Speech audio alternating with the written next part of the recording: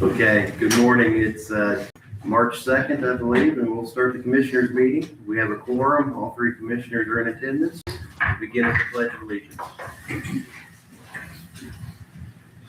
I pledge allegiance to the flag of the United States of America and to the republic for which stands one nation under God, indivisible, with liberty and justice for all.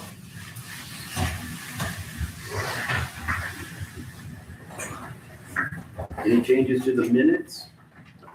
Nope. I'll move that we approve the minutes from the previous meeting. Second. Any other discussion? Sure. All in favor, say aye. Aye. Aye. Motion carries. So did you see this one? We get these from IDEM occasionally, and they usually say a permit is approved or denied. Through the email. So is Shamrock Woodworking Industries, are they closed down? Because this one says that the permit was I think they're under new ownership. revoked. Maybe it's just I think it is the ownership. maybe that's what it is, that the old one is revoked and it's under a new name or something now, but that just surprised me a bit. Okay. Everybody had a chance to review the clerk report? Yes, sir. Any thing to discuss there? Nope. Let's make note that we've reviewed that. Payroll, any changes there? No changes. I'll move that we approve the payroll as presented. I'll second. All in favor? Aye. Aye. Motion carries. Mr. Stefano, did you get everything signed on here? Think I did. They had a note on here for you, so I think that's good. Sir, I didn't have any problem with claims. Anyone else? no problem. I'll move to approve. I'll second. Last time you're gonna look at them like this. They're gonna be the new format. Ooh. All in favor of motion, say aye. Aye. Aye. Motion carries. Open this one. What will they look like next time? I don't know. Okay. Oh, we don't have any They'll be on idea. paper. That's all I can tell. It's gonna be. I don't know. We're trying to get some. Black ink, white paper. Don't know yet. All right, nice. Mr. Leakin, highway report?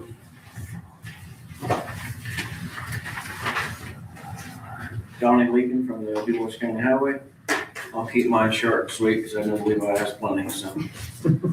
Part-time mower position, I talked to the part-time mower guy that's been there for the last couple of years.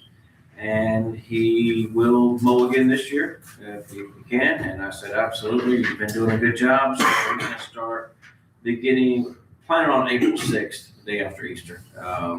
See what the vegetation looks like before that, maybe starting a week or two later, so we'll see once. Excavator replacement, we have the prices for the new wheeled excavator purchase. So, and I gave you a copy of being replaced and the prices on there. So with your approval, we will get you to sign this and we'll go ahead and order. We did have it on the equipment list, so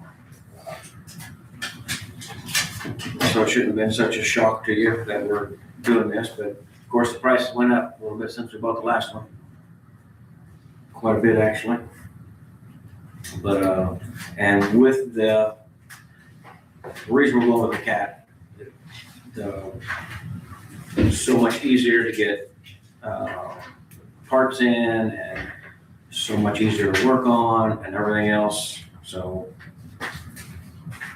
and then plus it gets in a little quicker also versus the Volvo. So again, with, if you use a source well, you don't have to do a bidding process. That price is exactly correct. Right. Yep. I don't have an issue with it. Commissioner Hostetter? I don't have any issue with it. Mr. Stefano? I'm fine with it. Okay, you have consent to proceed. And then also, the Holland dumpster site. I went down and measured by myself, where they want to put it, which is right inside the gate by the lagoons. so it looks like it will fit. Levi's gonna go down there and measure it for sure, put some stakes up and, make sure it does fit. And I guess that's probably where we'll be moving to. Nobody wants to budge on selling any land or anything, so I guess that's probably where it's gonna go to. I'd rather not because traffic going, maintenance coming in and out. While I was down there was 2 semis that came from Prairie Farms down there up to their lagoons. I guess they leased it up there, rented it up there or whatever, so. And how often that is, maybe it's not very often. Maybe I was just down there at a bad time where 2 semis came in and, so. So has there been the lease of some sort agreed upon, or are we just kind of at the beginning stages? No, we're at the beginning, so that's what I want to do. I want to go down there and measure it first, make sure everything works, and then go talk to them. So when you go in, you're saying that was the preferred spot, not driving past their building to putting it back there? Yeah, I would not do it past because that ditch there plus the maintenance building is it just would have been unsafe. So is it approximately a half acre? Is that about what we need? It's probably not even a half acre, probably more like a quarter. Basically, I measured Holland site, the dumpsters on each side, the shed, everything else. Looks like it should work. We'll have to drive in on one end and come out on the other end because it ain't gonna be quite as wide. Holland dumpster site was 65 feet wide. This here is only 50 feet wide. But in Holland dumpster site, they come in one end, they have to do a 3-point turnaround and go back out the same way. So this one here would come in one end and out the other end. Like by the county garage, that one? Yes. You said you drive a circle. Well, county garage is a U. This one here, you come in one end, come in at west end and leave on the east end. And then, yeah, you still have to make a U and come out on their road. So, I'll draw up a site plan overlaying an aerial image I can bring to the next March 16th meeting. So you guys have something to reference. I drew it up here by hand, but it's not, we'll draw it up on the computer. So when they do maintenance to the lagoons and stuff like that, are we going through the same gate? Yeah, going through the same gate. And they said they'll keep it open. They said they always do keep it open now. They used to walk up and they don't anymore. So it's open 24 hours a day? It's what they said. So are we gonna have to fence our area? Yeah, we'll put a fence on ours. Okay. Yes, yeah. Otherwise, we'll probably have people Yes. self-serving. Yeah, we'll have gates on both ends of ours. Have we had any issues with that lately? I know we used to have people throw stuff up at Hayesville, throw it by the gate and. Every once in a while, a couple times there were further than there was, but usually. Pretty minor. Yeah. Do you have any idea what they do to those lagoons besides mow? Back there? That might be a question you need to ask. All I see is mow, except for like Prairie Farms went up there with their semis. That's all I ever see. Might want to ask and see what kind of maintenance they do besides mowing those lagoons. Trying to, might be a question to ask. No, and I'm glad you worked with Holland. I know they want to keep the site and we want to keep it there. Yeah. And if it doesn't work, Right. it doesn't work, but I would guess people will find it. I called, God, I hate to guess how many people I called and went and visited and nobody just wants to give up any land. Which I get it, I understand. So when you go in, I don't know what the road is, Holland Road? It's when you drive past town, you don't go in the first turn, you go in the second one, down past the equipment. And somebody had land on the left there. but- Hollow Road Northeast, Yeah. Flesh is supposedly buying that. He said at one time that possibly we could, but then heard through the grapevine and someone else, they told them that, no, we're not gonna sell to the county. So, Okay, sounds good. We'll give it a shot. all righty, thank you very much. Thank you, sir.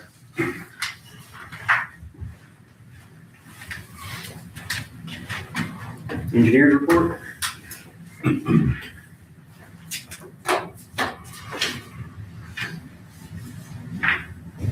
Good morning, Morning. Levi Leffert, County Engineer. Got several things on my agenda today. We start out with some pretty good news.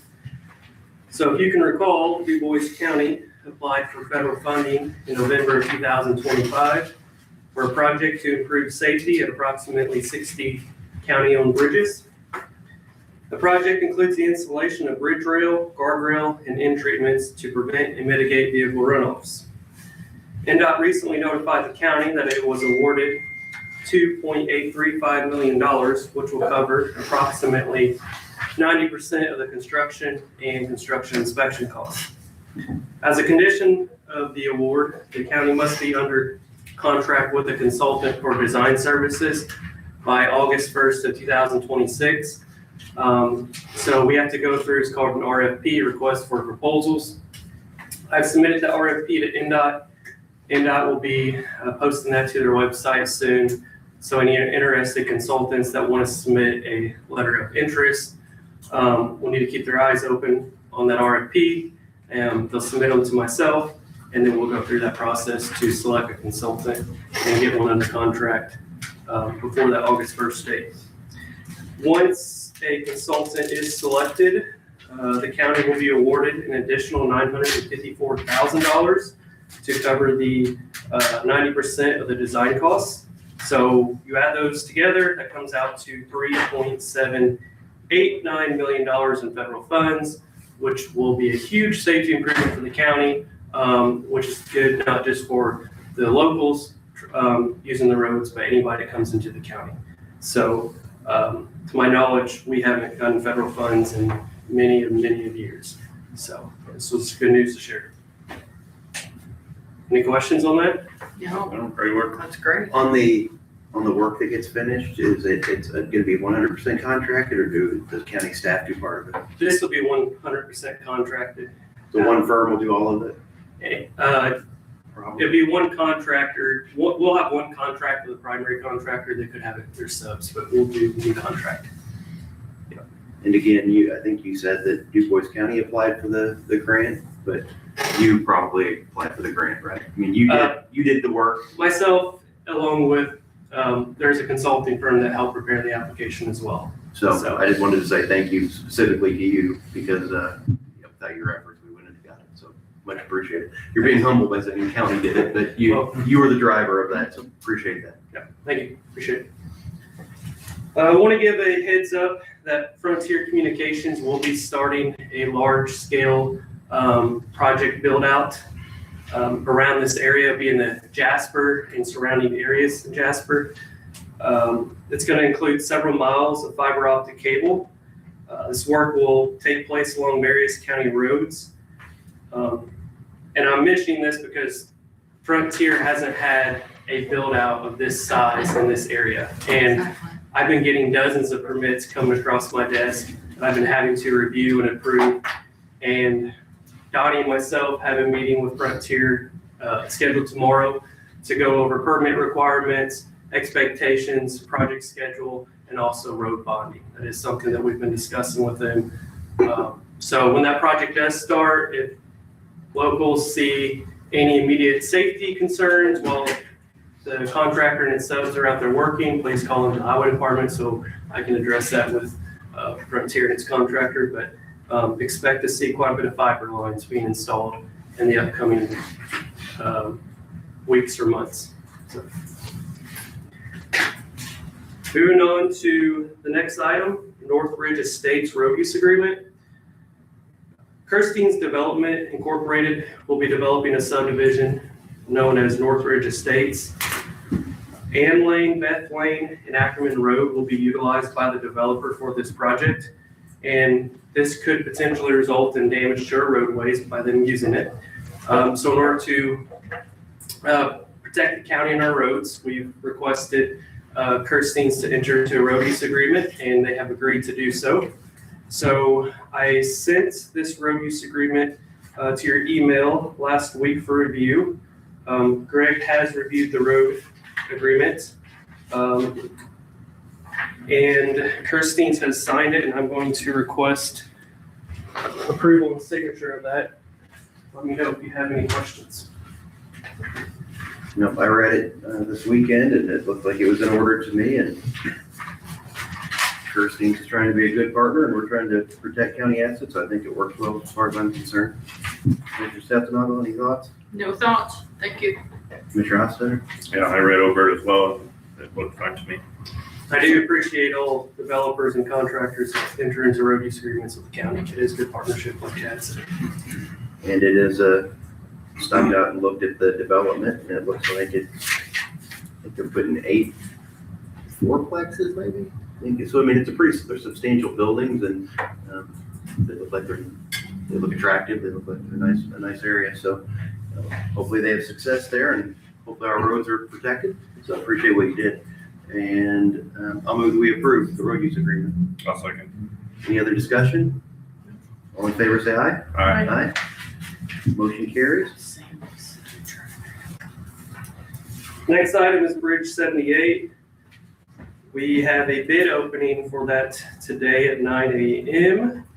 Been getting a lot of questions on that because that will require a 60-day closure, which would be a significant impact to the traveling public. I will release additional details regarding the closure time and project schedule once it is awarded to the contractor. Let's give an update on Bridge 116, which is located 0.8 miles north of Schnellville Road on County Road 820 East. This is the bridge that's been closed for a few weeks. Our bridge crew began work on that at that location on February 9th to replace the beams and deck.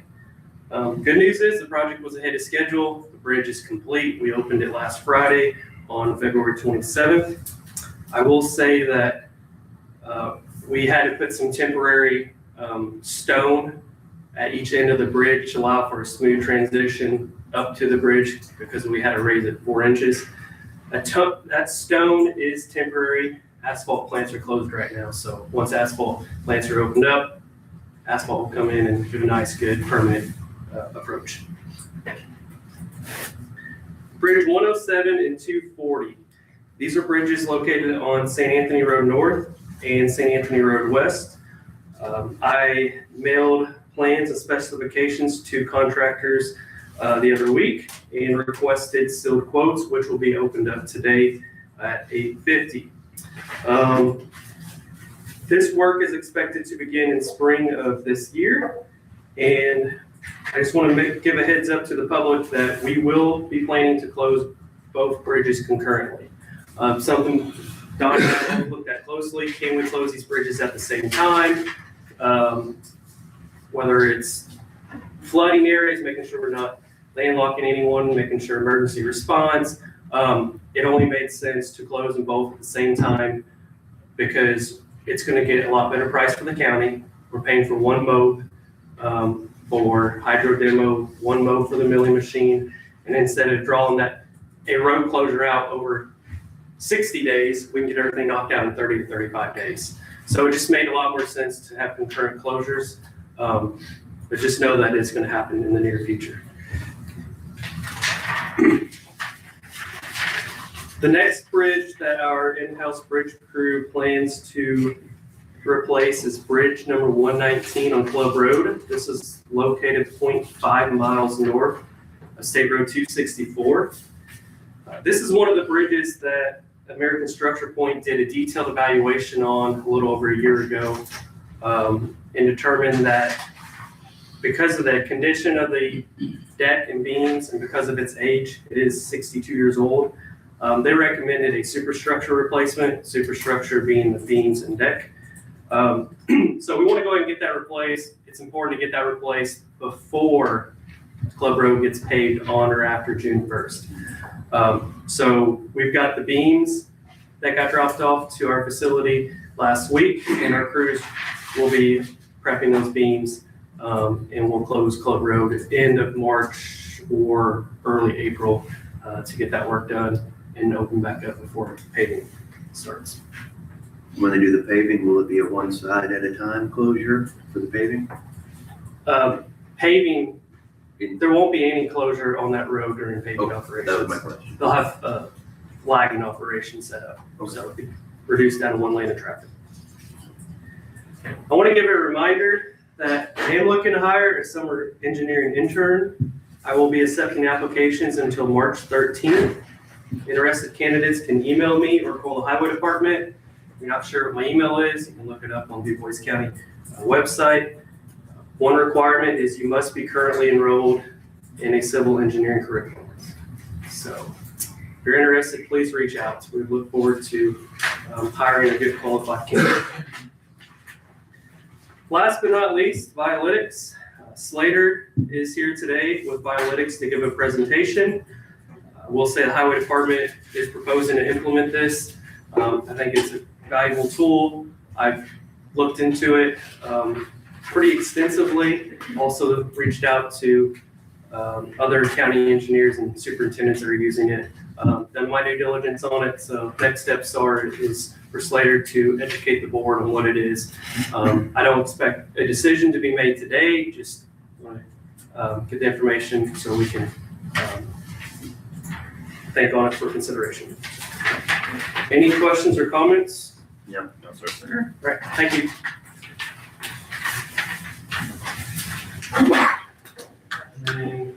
So when you looked at the, you sent us some information on Violytics, it was an order form, and then it seemed like 9 pages of W-9 information. That was the quote that I sent. Yes. I probably didn't have to send all that right away. No, that's okay. I just wanted to say that it appears that they have general terms and conditions on the website. So I think between the two of them, that's what we, Thank you. that would be our agreement with them. So Mr. Schneider, I don't know if you got the email from Levi on, on Violytics, but I guess you can go to the Violytics site and they have general terms and conditions. So, of course, we'd have to ask for our required contract language. Other than that, you, Slater, you are welcome to begin whenever you're ready. Thank you so much. Got a quote of 850, so you have till then.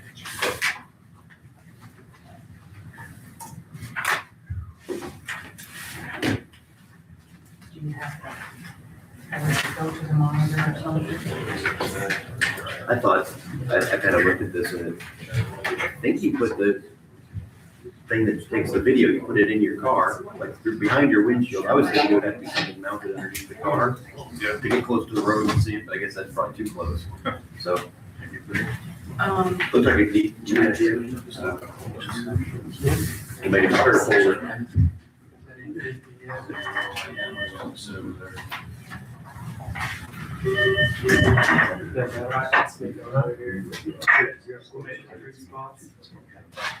He's done. Good morning, your project. So, really, what? Still on 68, it is 71. I'm good, I've got tomorrow. Thank you. So you're there, Commissioner. Is that in Jasper? No, you had it not worked before. Okay, I called Jasper City Hall. They would probably be able to give you some better guidance. You called the county. I can try this one here. Mr. Schneider, do you know the city phone number offhand? I didn't know who. Yeah, I called Jasper City Hall. I don't know what, I don't have that number. I apologize. This one sec. Yeah, yes, sir. Bye-bye. He sold a lot next to his house and wanted to go out his own. It was his lot? No, it's somebody else's. Okay. I knew that from talking meeting. I know that. Yeah, we don't get too many of those phone calls.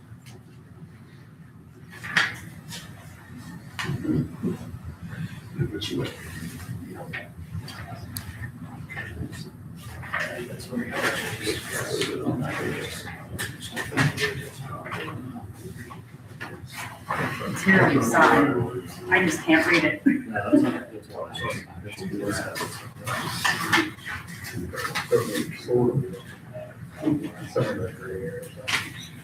you go. There you go.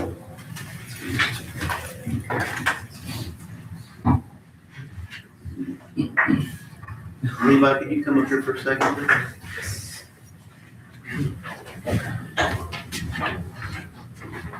Just so I understand, is this plus this or This is a, this one and that one? Right. Got it, yeah. So this is per year? Or- Okay. When I looked at it this weekend, I was thinking it was this much for 3 years, so it's a little less than. Yeah, got it, thank you. Morning. Morning, appreciate you having me. So I'm gonna cover a lot of information in a short amount of time, so I'll leave plenty of time for questions as well. But in general, just want to give a high level overview of Biolytics. We've been in the state of Indiana now for a little over 3 years, have roughly 25 to 30 counties in the state utilizing us, probably same amount of cities and towns as well, utilizing us for all of their asset management and pavement management as well. Really building out a full highway operating system, really in one system that they can utilize across not only their pavement management planning, but also their day-to-day operations and asset management. And so really how majority of counties have really been doing this prior is either just manually driving every single road, every other year, at least checking off the box and requirement for community crossings, or contracting this out altogether to have a firm also come on site and typically do it manually as well. So just eyes on the pavement, driving at very slow speeds, writing down on pen and paper or in Excel or maybe ArcGIS field maps.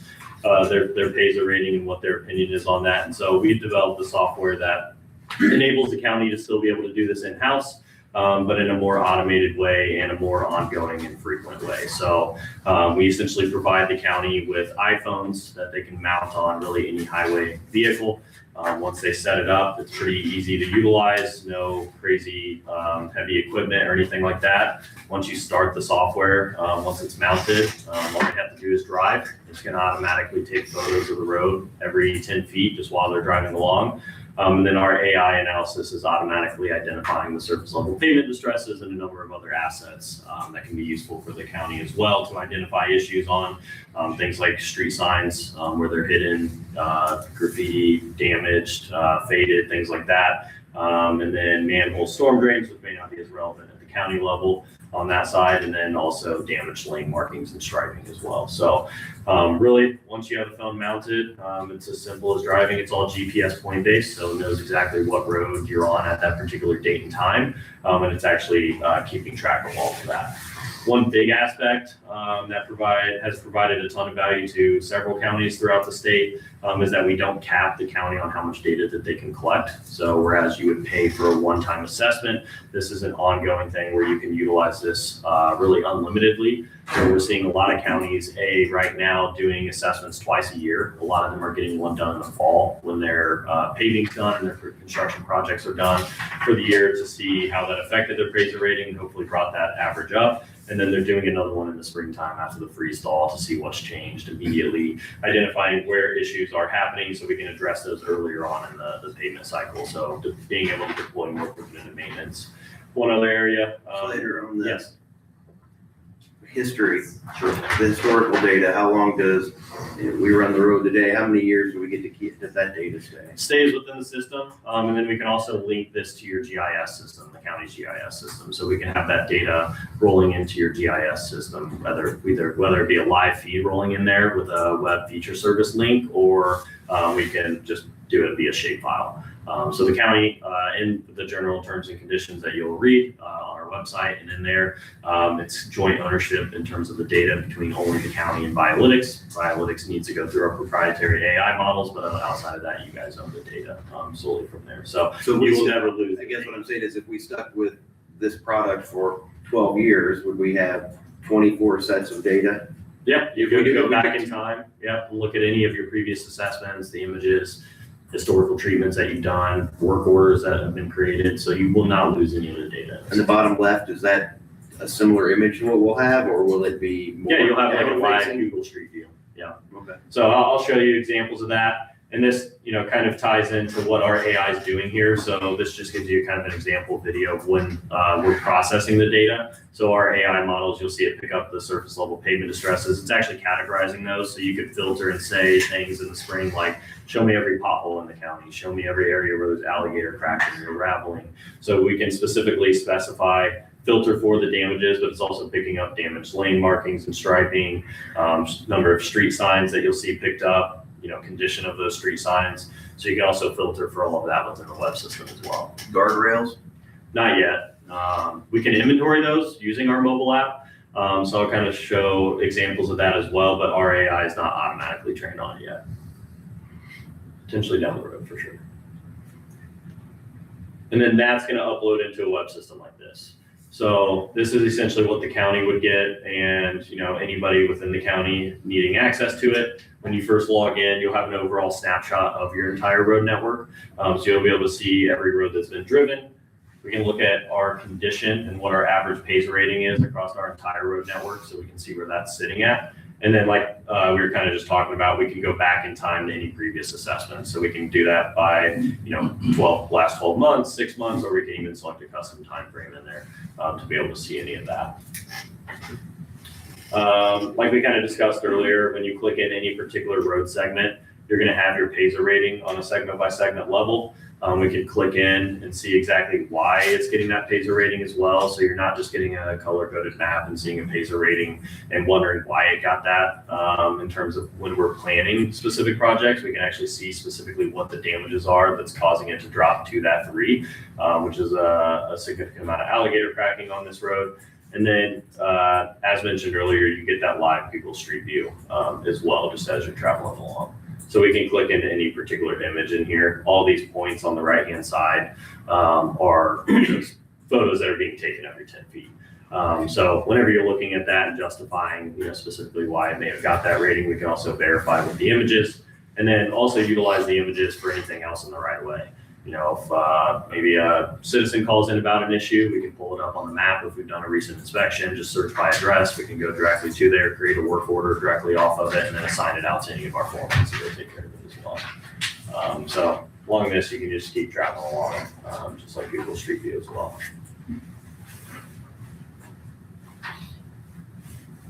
One area where this will help with as well, because we are tracking historical data over time, is potentially with your road use agreements. Several counties also are utilizing this significantly for unofficial detours, continuously rating those every 2 weeks, potentially every month, tracking the degradation over time and having better defensible data to go back and get reimbursed to the full amount of what you should be. So that way we can actually track, here's our rating, here's how much it's degraded over the course of that month or 2 months, and then being able to have the photos and the images to justify it and see the damages popping up as well.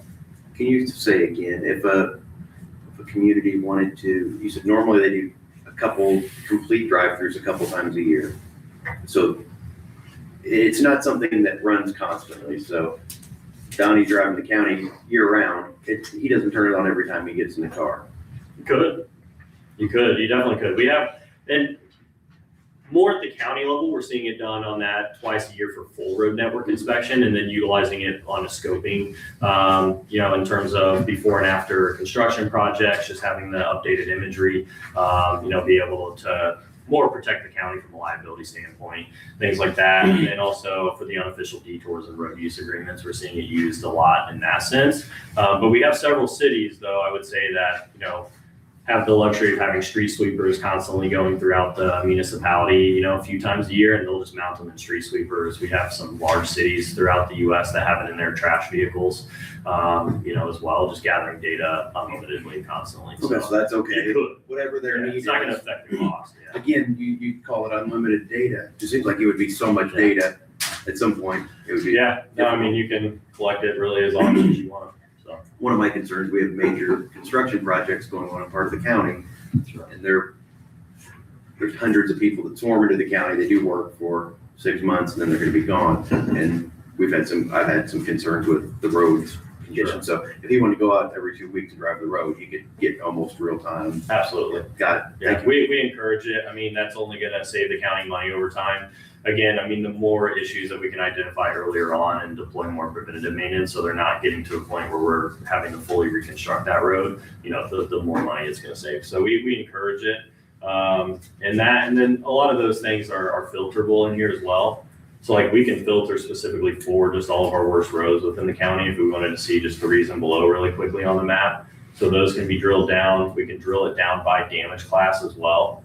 So like, kind of like I mentioned earlier, if you just wanted to say, show me every pothole that's been identified within the county, where do we need to send our crews out for patching in the spring and going into summer. All of these, you'll see little dots pop up here on the map. Same thing with like these larger potholes here. These will be flagged as well. You can kind of see it in that image there as well. So these will be flagged immediately. And then we can, this is where really the work order management and the day-to-day operations comes in to, be able to create efficiencies within the department too.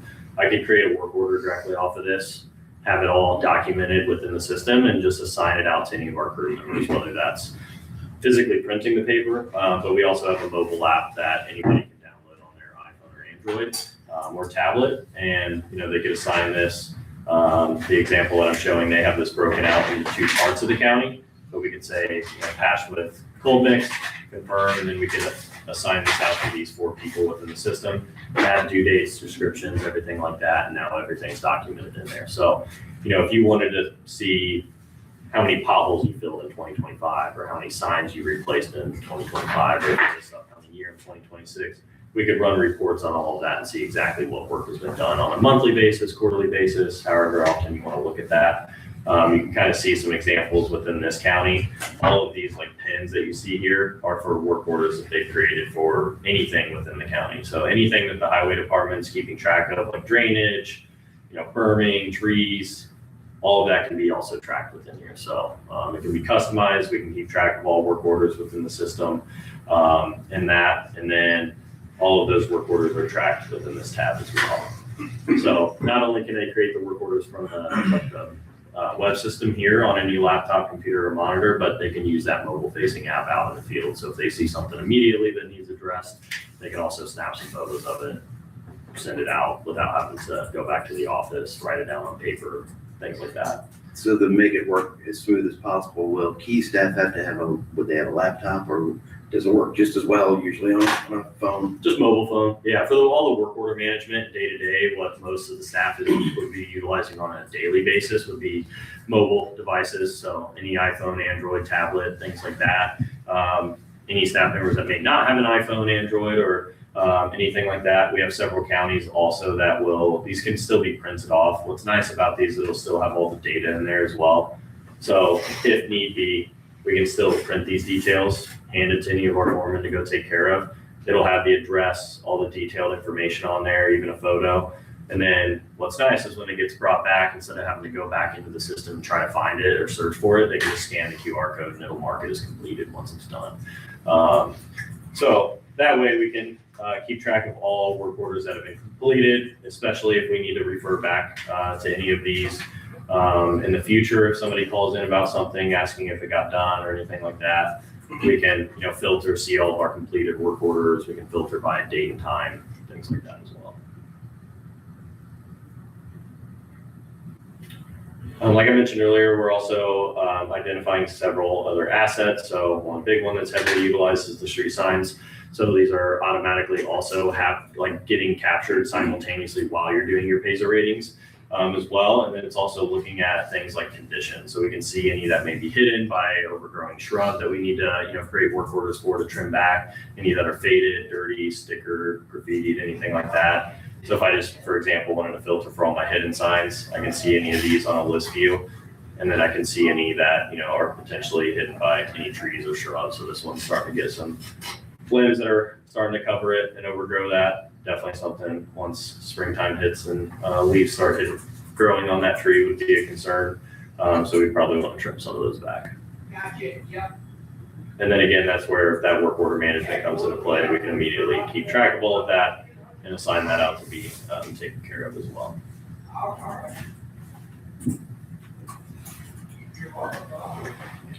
Levi, does a work order component seem something that's workable for our staff? For sure. That'd be one of the big tools that we would use out of this here software. So you have to have each of your different crews look on their phone or look on something every morning and say, here are the items we're doing? Or how would? We could always print it out as well. Yeah. So it's something that we would be, Donnie and myself would manage the work orders. making sure it's getting to the crews. But the foremen should be the ones that oversee it as well, to where they can implement the work order tool. And I don't see any issue with them getting on board to do that. Yeah, when they first log into their phone as well, they'll see specifically all the work orders that are assigned to them, priority levels, due dates and all that, so it helps prioritize it automatically. Outside of that, all your other assets can be inventoried in here. So this county specifically, for example, has every single bridge, small structure inventoried in here as well. Any assets that aren't already in a county GIS system, you can use our mobile app to inventory them over time. So this county specifically already had an inventory in GIS. So they were able to just send us a shape file of all of those, and then we were able to import them into our system. So that way they can keep track of maintenance on any of these.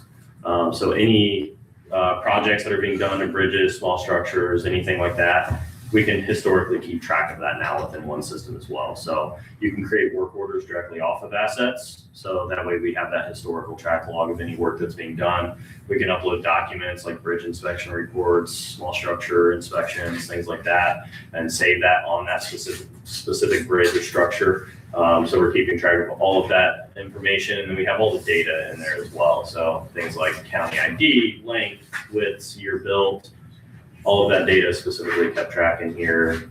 LTAP report, any information that you want to have specifically customized on those assets, we can have that in there. And you can have images of them too, like Knox County. They didn't already have an inventory of all of their bridges and culverts, so they used our mobile app during the fall and winter when they were done with their construction projects, and they used it to go inventory all their culverts and bridges as well. So those all can be tracked in there as well. You can do that with any asset, guardrails, I know you mentioned earlier, we can use the mobile app to inventory those or import them into the system as well. So any assets that you want to keep track of within the system, you can do as well. And then last thing I'll just briefly touch on here, just with the last little bit of time, and I'll open it up to questions, is really the budgeting and planning side of things. So we can do all of your treatment planning within the system as well and see where that's sitting with our budget. So that way we can effectively plan, move things around if need be as well, as we're doing more continuous assessments. So if I want to plan a project or anything like that, I can actually specifically create a treatment within the system, whether that's just rehabilitation, reconstruction, or preservation. The county really can customize it based on what treatment types they're doing. So if I wanted to select a mill and overlay on this one specifically, I can come in here, add in, budget type. If it's just short-term maintenance, capital improvement, we can select a priority level. I can select if this is just under consideration, contracted, or completed, and then I can plan this for a specific year and month as well. So once you plan all of these, it'll give you an estimated cost as well, based on material costs, things like that. All of that's customizable to the county just because regions are going to vary depending on material costs, things like that. But that will then put it into a treatment planning table where we can see year over year what projects we specifically have planned as well. So if you wanted to build a 3 to 5 year plan out of all your projects that you have, and then, obviously those can be adjusted over time as we're, identifying more issues popping up, things like that. We need to move things up on the schedule, move it back. But we'll see specifically with all of our treatments in here. Like you can see they have a ton of crack sealing and berming planned currently for this year. And then we'll see exactly where our budget's sitting at year over year based on budget type or treatment category. So you can see they got about $1 million in rehab and then 500 in preservation scheduled for that particular year. And all these projects can be seen on the map view as well. So if you just wanted to see all the planned projects throughout the county, you can see those highlighted in purple, and we can drill those down if you wanted to further by year to see 2026 projects or based on budget type or treatment type, things like that. So all that's also tracked in detail in here, and then once projects are completed, we have a historical track log of any maintenance that's been done within the county as well.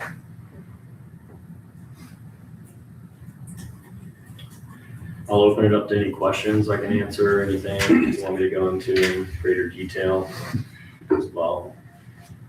So the county owns the data, and in several years, let's say we want to stop using this service or we want to do a different service, are the files in such a Are they the types of files that can be transferable or usable by the county? Yeah, you would just export it via shapefile, or if we already had a web feature service set up, it would already be in your county GIS system.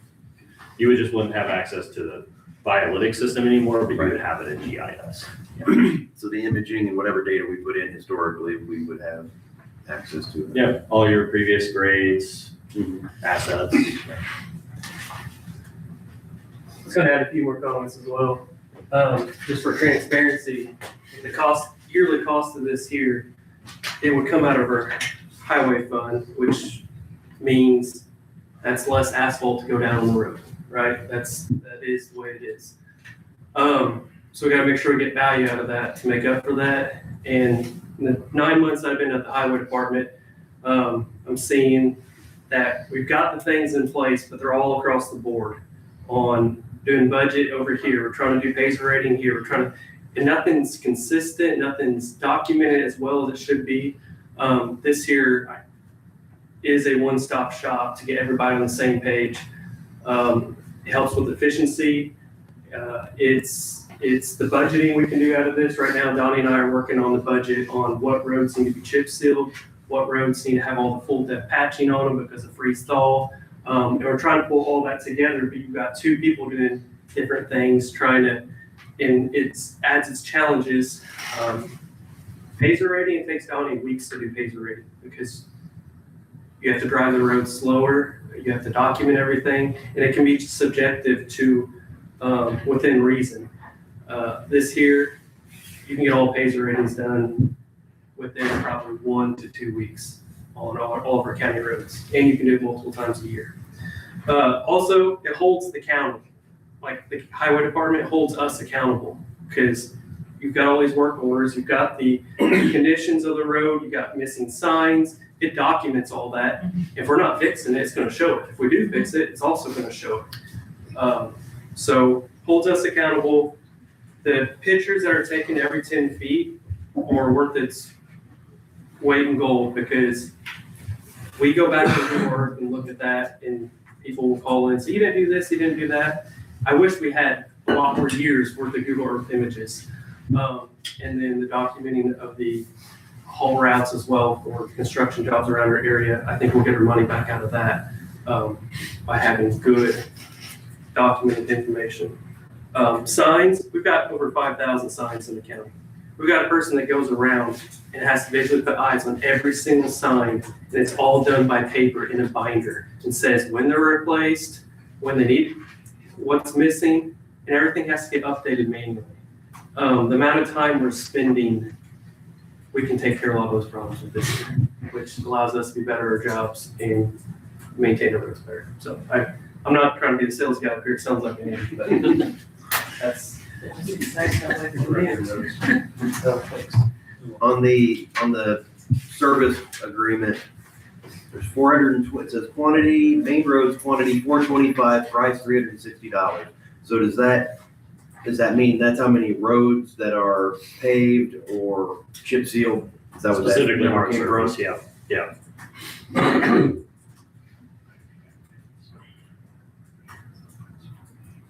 Then it has 2 phones and 25 additional user accounts, 30 user accounts maybe total. Sure. Is that, that means that many people would get access to the app? We can add more too. We're not charging by the user. So Okay. if more needed to be added, we could. But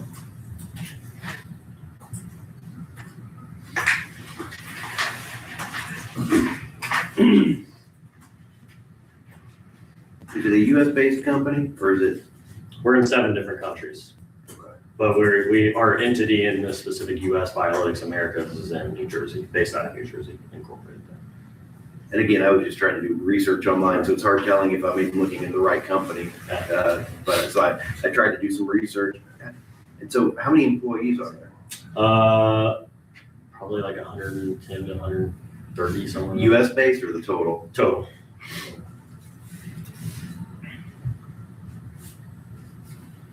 And you're not the only company that does this, so what differentiates this product from what other companies do? The way that the data is collected, big one.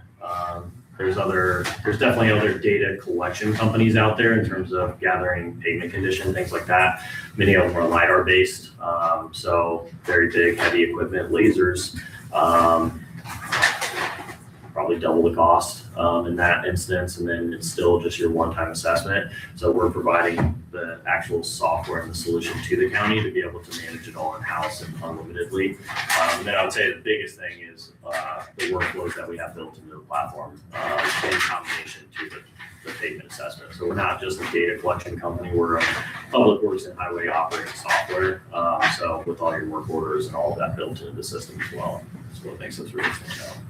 So we're supposed to be opening some requests right now, so would you mind, you have another half hour to stick around if it even, I don't know if it takes that long, but in case the board has any more questions or anything, we'll open these bids and then we'll come back to you. Yeah, I got plenty of time because I'm gonna wait the snow out because all this rain up north is really bad start.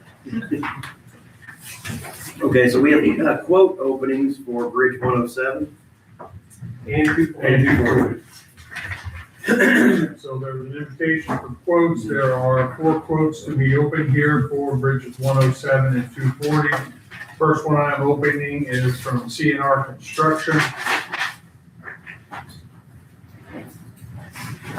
And this is for, You guys going to call across the street or is it no? you can call the auditor or your office and see, sorry, I don't know who you are. Lynn brought one over if you want.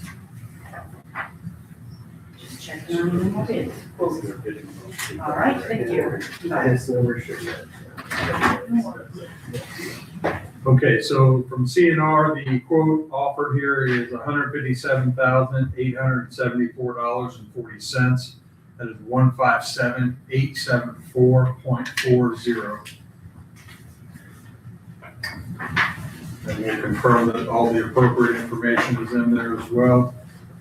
The next quote is from CLR Incorporated, again for bridges 107 and 240.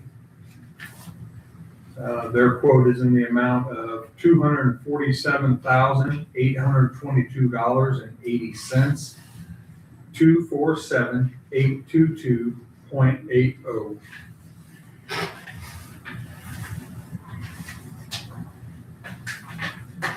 Next quote is from E&B Paving.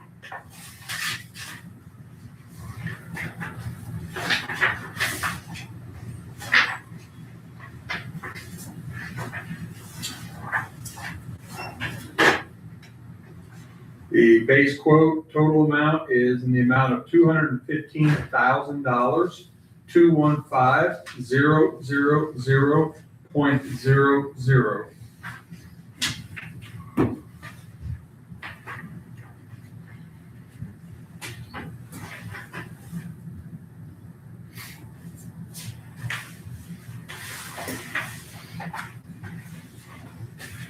The final quote for 107 and 240 is from Blankenberger Brothers Incorporated.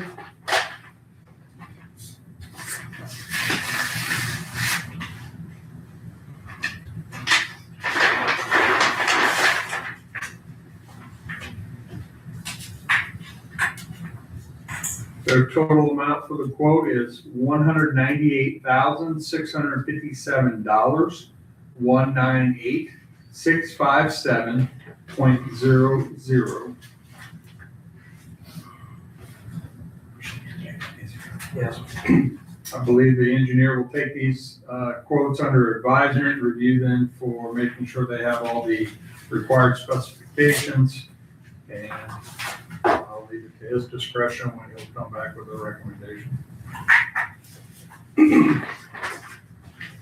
Yeah, Will those be available for the public? yeah, any contractor that submitted a quote, I will send them the bid tabulations.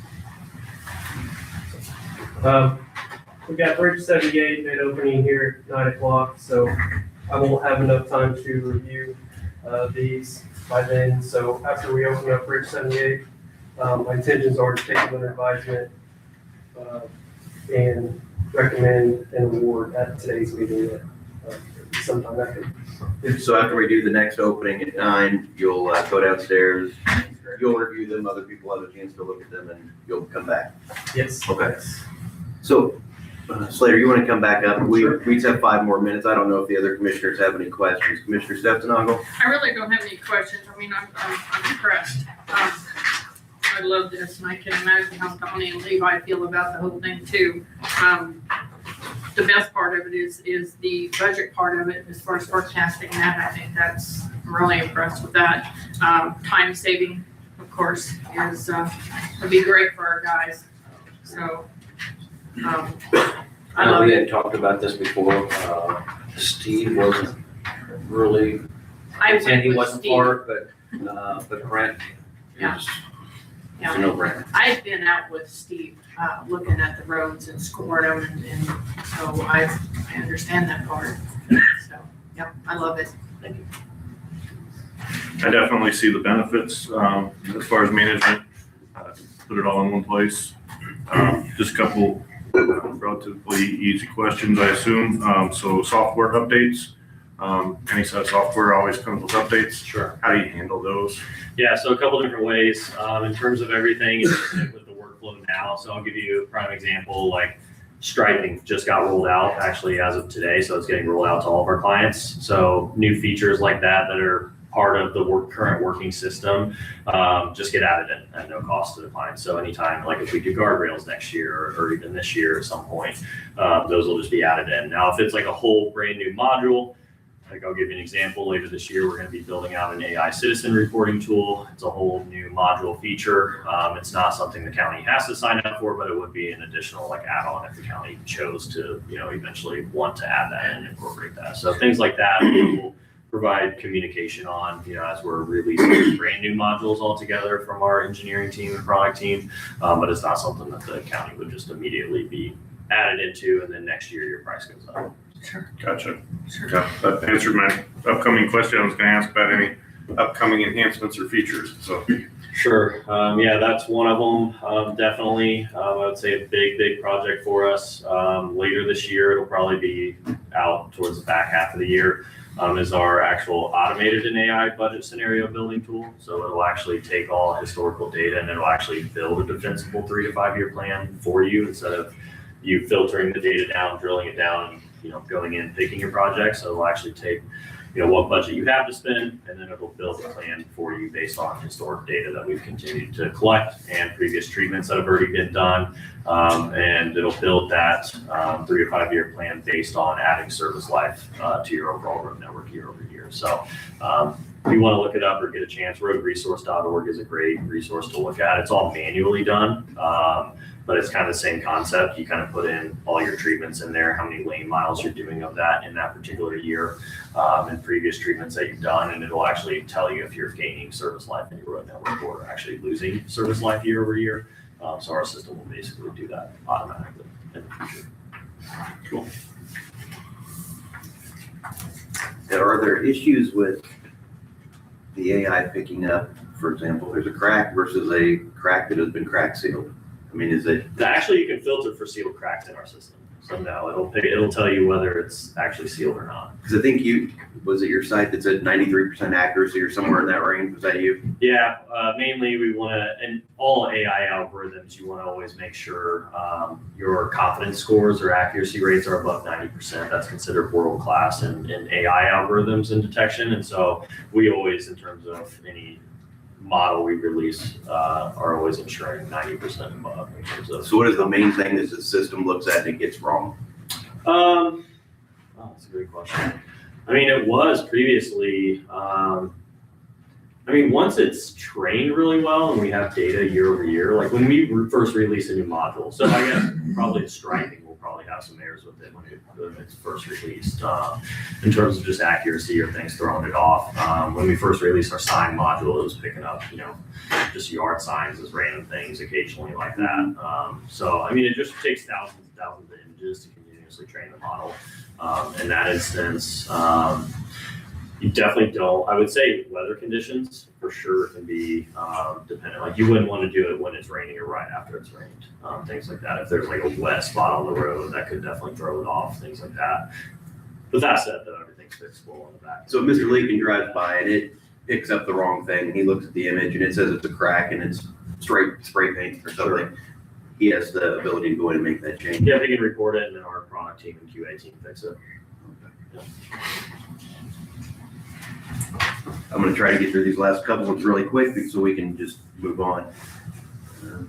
So it says something about if the route network visualized is greater than what we've contracted with, then you charge us an additional 5%. So if we had 100 roads under contract and we end up having 101 miles of road, we just get charged for the extra. And honestly, how we've set up our contracts, we haven't done that. So we haven't charged additional. If it's like a few extra over that, we would just, if you renewed your contract in year 3, we would update the lane mileage then. So we try to act in good faith at the beginning, get a correct contract, and we update it next 3 years from now or We're not whatever. gonna nickel and dime you if it's a little bit off. I mean, if it's like 50 off, then probably be different, but. And then it says that, does it do something with, like if there's, it's like on Google, it like blurs people's faces and It does. blurs signs and things like that. And that, it sounded like you did something similar to that. So it'll automatically anonymize people's faces. If you captured somebody walking on the citizen, walking on the side of the street, license plates, we're all, because we operate in 7 countries, Europe including, we have to be GDPR compliant, so we comply with more data and privacy laws than what US currently requires. I don't think I have anything else. I think the next step, as far as I would be concerned, would be if you want to provide our required contract language to see if it's even something we could come to an agreement with if the board agrees to it.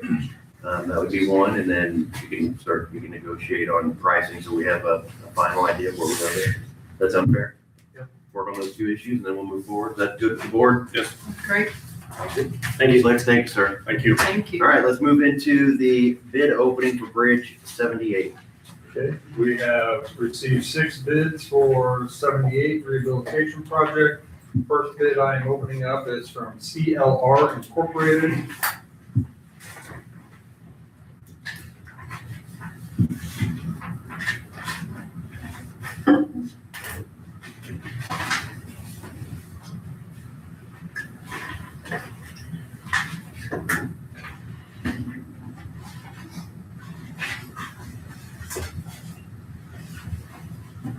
The bid is in the amount of $498,313.65, 498,313.65.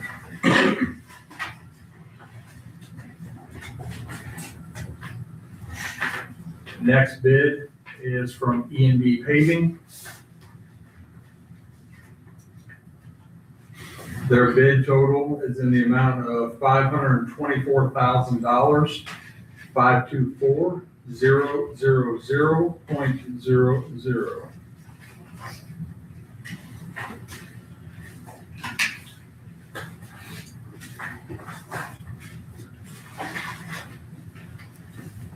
Next bid is from Blankenberger Brothers Incorporated, BBI.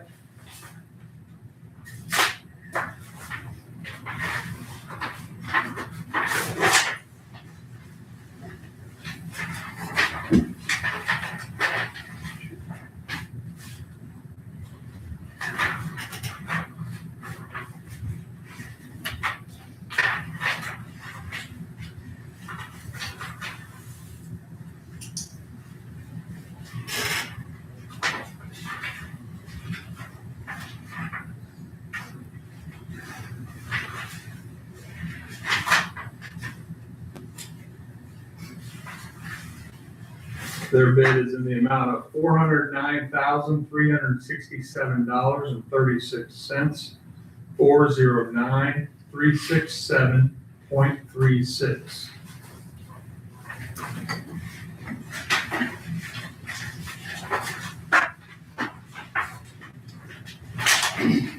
Next bid we are opening is from Milestone Contractors.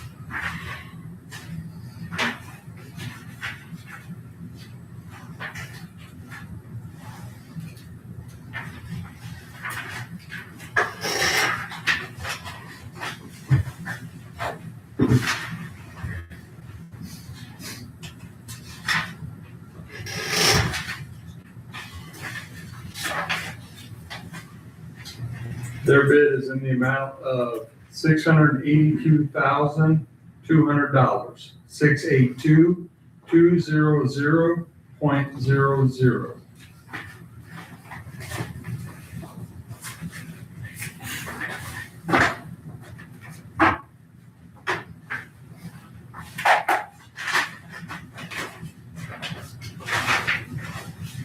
The next bid is from American Contracting and Services.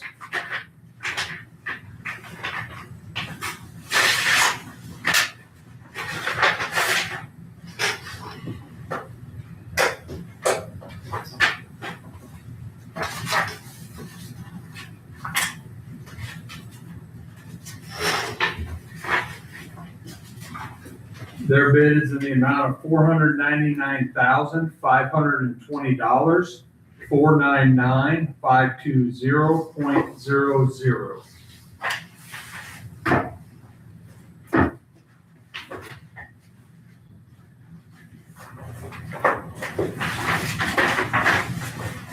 And the final bid is from Regal Incorporated.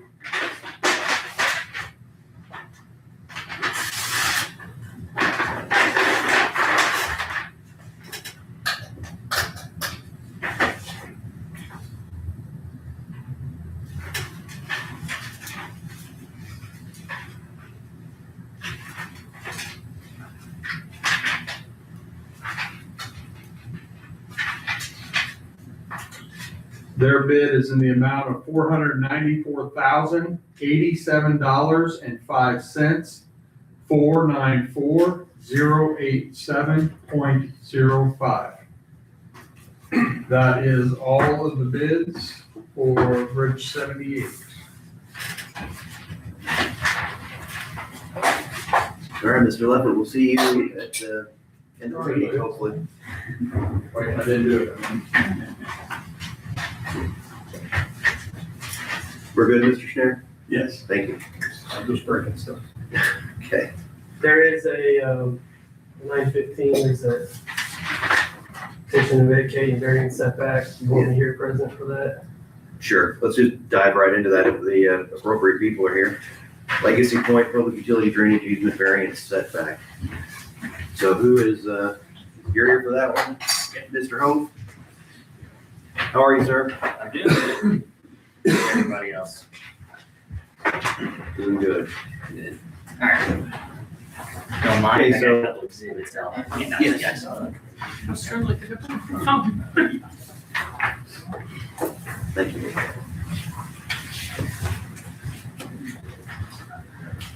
All right. My name's Ethan Hope. I'm with Trimark Surveying. I'm here to present on behalf of Brian and Sarah Niehoff regarding two parts. One, a variance for rear yard and a side yard setback. And then also the second part being a vacation of an existing public utility and drainage easement on a tract that they currently own. If you look on the GIS image that I had presented to you, earlier this year, we created a one-lot residential subdivision in order for them to have a place to build on. It's known as Lot 1 of Legacy Point, a subdivision of Madison Civil Township, DuBois County, Indiana. They're in the process of building a house on it right now. And unfortunately, they built it into the public utility and drainage easement and setback lines. And so right now, we're here to try to remedy this, a solution to the issue at hand. If you look at the second page on there, there's a surveyor location report that was completed on the property showing the house that is constructed on the lot itself in regards to the public utility and drainage easements along with the setback lines itself.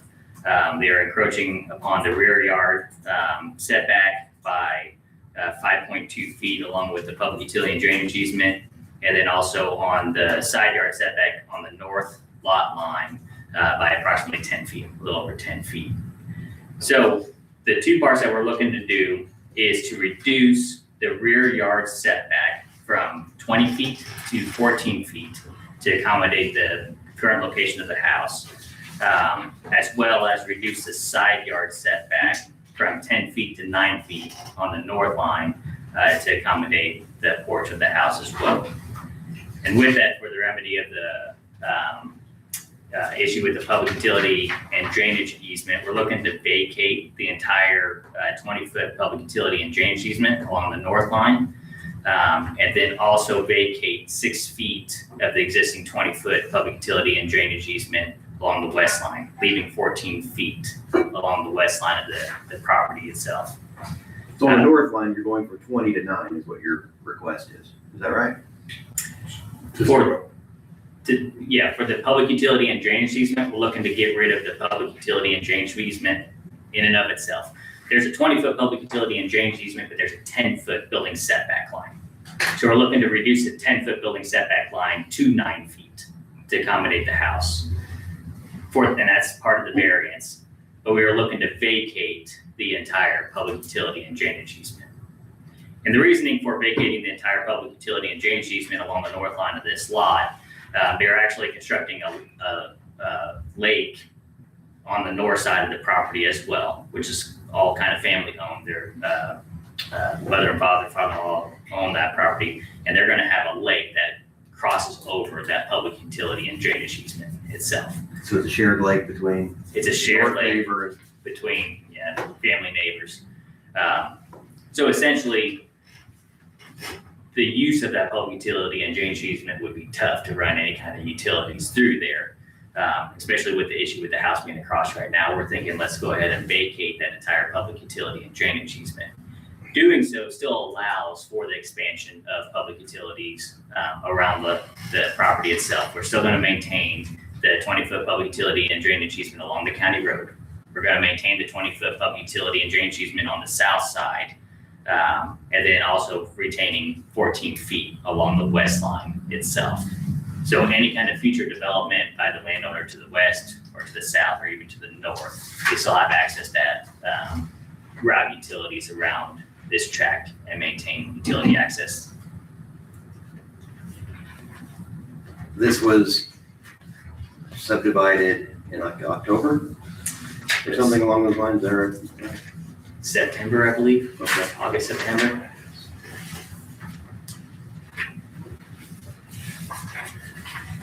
If you look at the on the exhibits attached to the petition for the vacation of the public utility and drainage easement, you will see fairly clearly what it is that we're looking to vacate itself.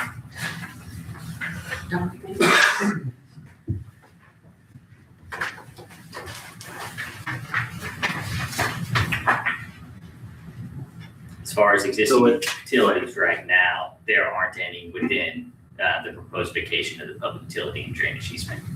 They got a private water line that runs off the county road. They actually have an electric line that comes in from the north down to their property outside of these easements. So is this parcel created out of the parcel that's to the north of it? That's correct. Okay, and so the same people that own the parcel that this was cut from, they own all the way up to 260 or 250, whatever that road is? That is correct. So the thing that's frustrating to me is this was done in October, and it was done by the subdivision review committee, correct?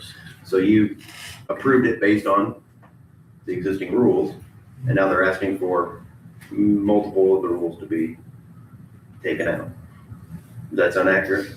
Yeah, when it was approved by the subdivision review committee, there was no pond constructed and there was no house constructed. It was just a vacant farm field at that time. Mm-hmm. And now the pond has been constructed along with the house, but I think a mistake was made in constructing it over the line. I mean, it's, Where's the lake?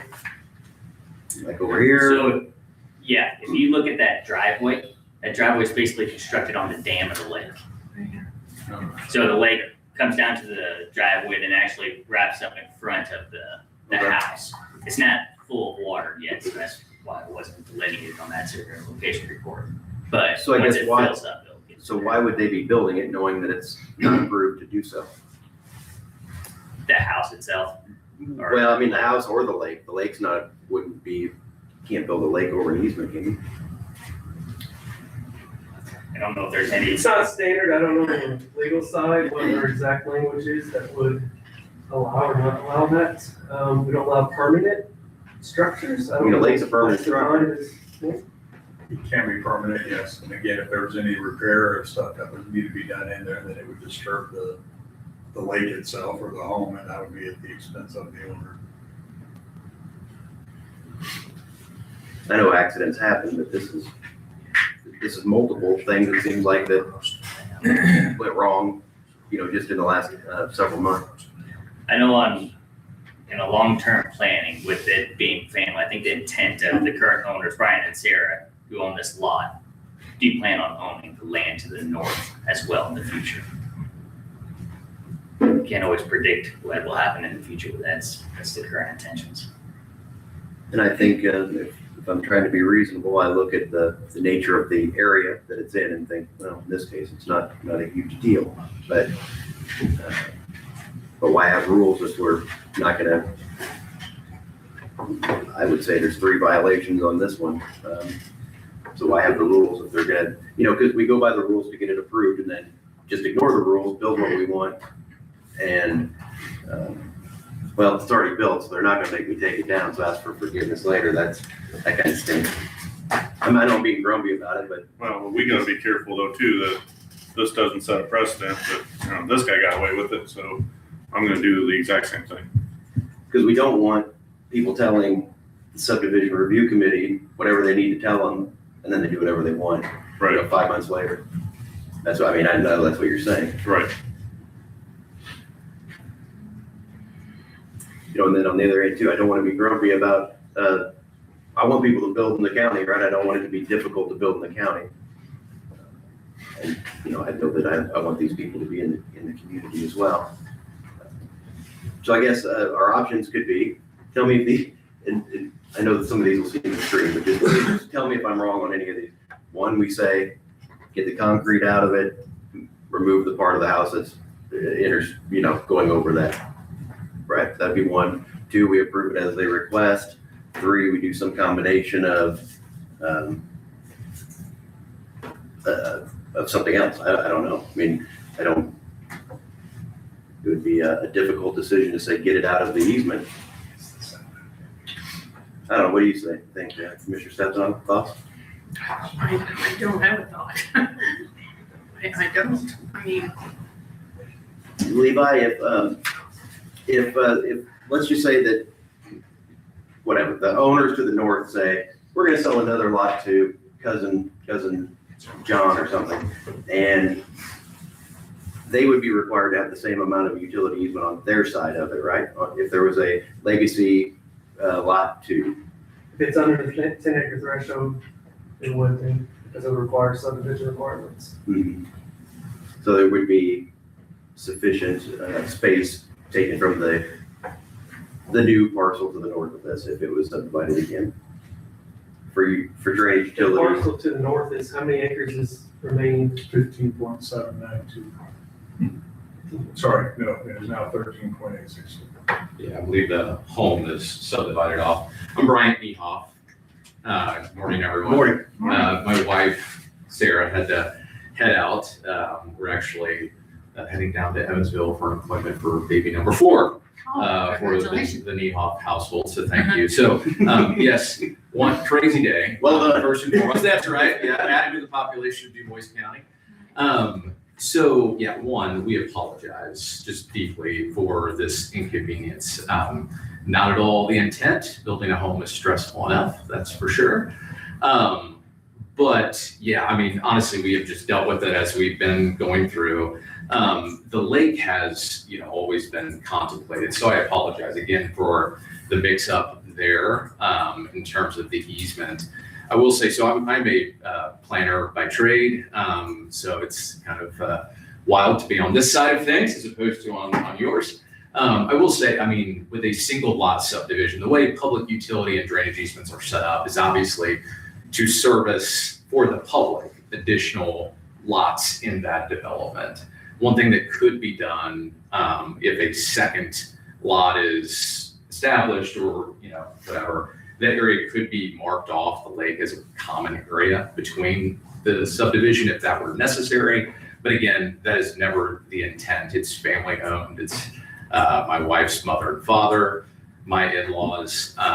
So yeah, we do apologize. And honestly, with the shape of the lot, it is an odd shaped lot, especially with the lake.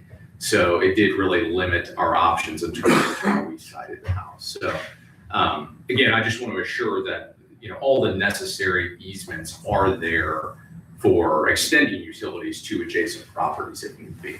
So, Mr. Schneider, is there an option where we say, we're not gonna grant the modification, but it will be recorded as a known issue? So I think this is, as Mr. Hope pointed out, it's two parts, right? We're looking to vacate a public utility and drainage easement on the petition itself. So I'm looking, that's one part that the commissioners need to look at, whether they're going to approve that petition to vacate. And then the second request is, okay, so if that's been vacated now, also we have this setback variance request as well, which the commissioners have been entertained. I guess with regards to your question, I would look for a little more clarification. So based on that mindset, just what would your question be, Mr. Wilson?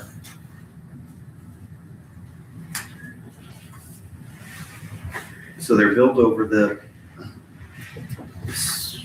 they're right up to the set. I'm just trying to figure out what's going on with the map here. They are over the setback on the west side, correct? Correct. Okay. On the north side, they are within the setback, They're right at the center. right at it, Yeah, but they are in the easement. they are within the easement.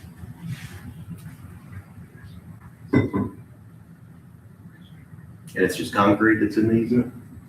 On the north side, it looks. garage. Oh, it's a building? Yeah. Okay. On the west side. On the west side. Yeah, on the north side, it's actually a Sorry. covered porch. Thank you, yes. Thank you. It was just concrete at the time that they did that location Correct. report. Correct. I think I'm with you, Mr. Hunter. It's the, if this was in a vacuum, I just say, it's fine. I understand. I look at the map, I look at the situation, let's just do it, and it's fine. I just don't want to cause trouble for the next person. So why'd you let the Niehoffs do it and we can't do it? Right. Because maybe the next one does want to subdivide the whole, that 15 acres goes into, 5 2-acre places and. Well, and maybe there's even a deed commitment on that adjacent property that, if that would be the case down the road, that it's remedied.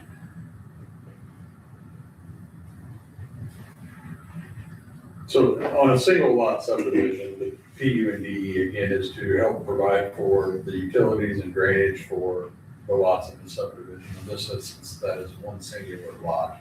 Obviously, that's not looking down the road to any development to the west or to the north. I understand that. And again, that is something that could potentially be remedied if that were to ever occur. Right now, these PUDs, they serve this lot. And again, as the single lot holder, and basically, that's it, it's him. Yes. The authority to make that request is well within his rights to do that. That's well put. Yeah, honestly, If there was a lot 2, yes. then we have a bigger issue, lot 3, 4, 5, okay, because that's the orderly growth of the entire subdivision. But this is a single lot subdivision, and we don't necessarily have a distinction on that, it's just the PUDs are required. And the people to the north, again, if they, 50 years from now, they want to develop that, they would have their own easement that they would That's be correct. providing to make that happen. It would be subdivision number 2 of whatever, sorry, I don't even know what this one's called. Legacy Point. Legacy Point number 2 could be something entirely different.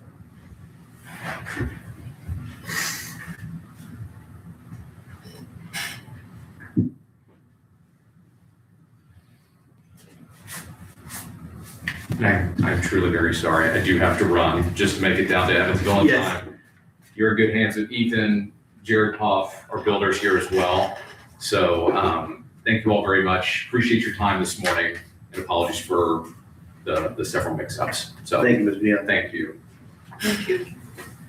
Okay, so again, I want to make sure I wrap my brain around this. The first question, and then Terry's talking that these are two separate kind of issues. One, vacate the portions of the 20-foot public utility and drainage easement on the western and northern edges of lot 1. So that means there's going to be, it'll go from supposed to be 20 to 0. On the north end, the west side is going to go from 20 down to 16. 20 to 14. 20 to 14, I'm sorry, thank you. They're only vacating 6 feet off of the west. And I believe within the petition that they filed, that would still leave enough room for the existing utilities that are in there and the inclusion of additional utilities in the future. Yeah, if they wanted to add some in the future.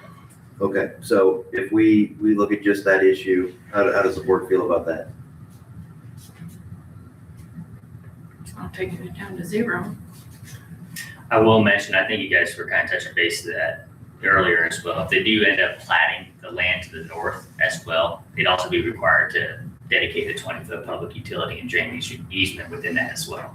What is the length of an easement that utilities will need?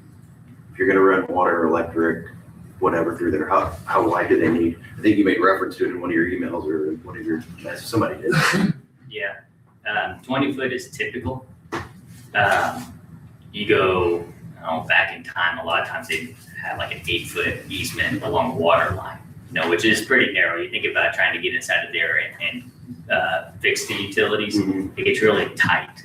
So, 14 feet, it used to be a lot of times too, it was 12 foot wide for public utility and drainage easements. You go back through Jasper's subdivisions, there's a lot of 12-foot public utility and drainage easements out there, which gives you just enough room for a backhoe to get inside of there and fix the utilities.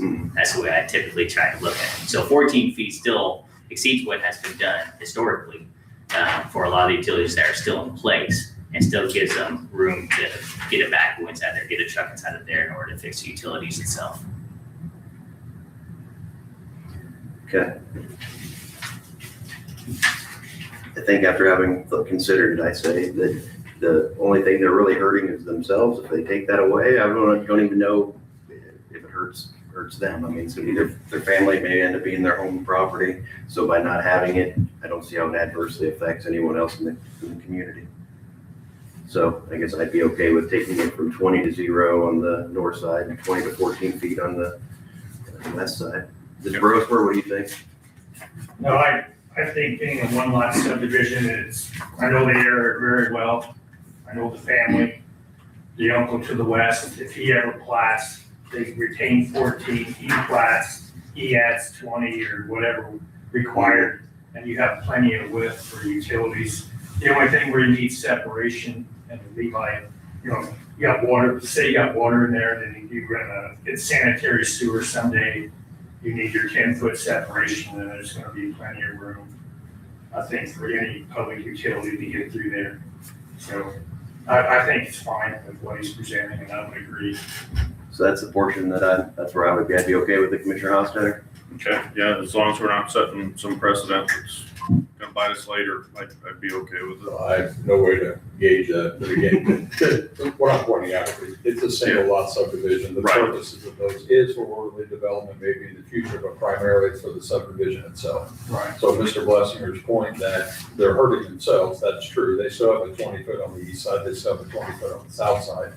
And they haven't vacated everything on the west, they're still retaining over half of that. To Mr. Grossman's point, if we kept the 20 and required the 20, and then we plat to the west or the north, and we bring in another 20, now we're up to 40.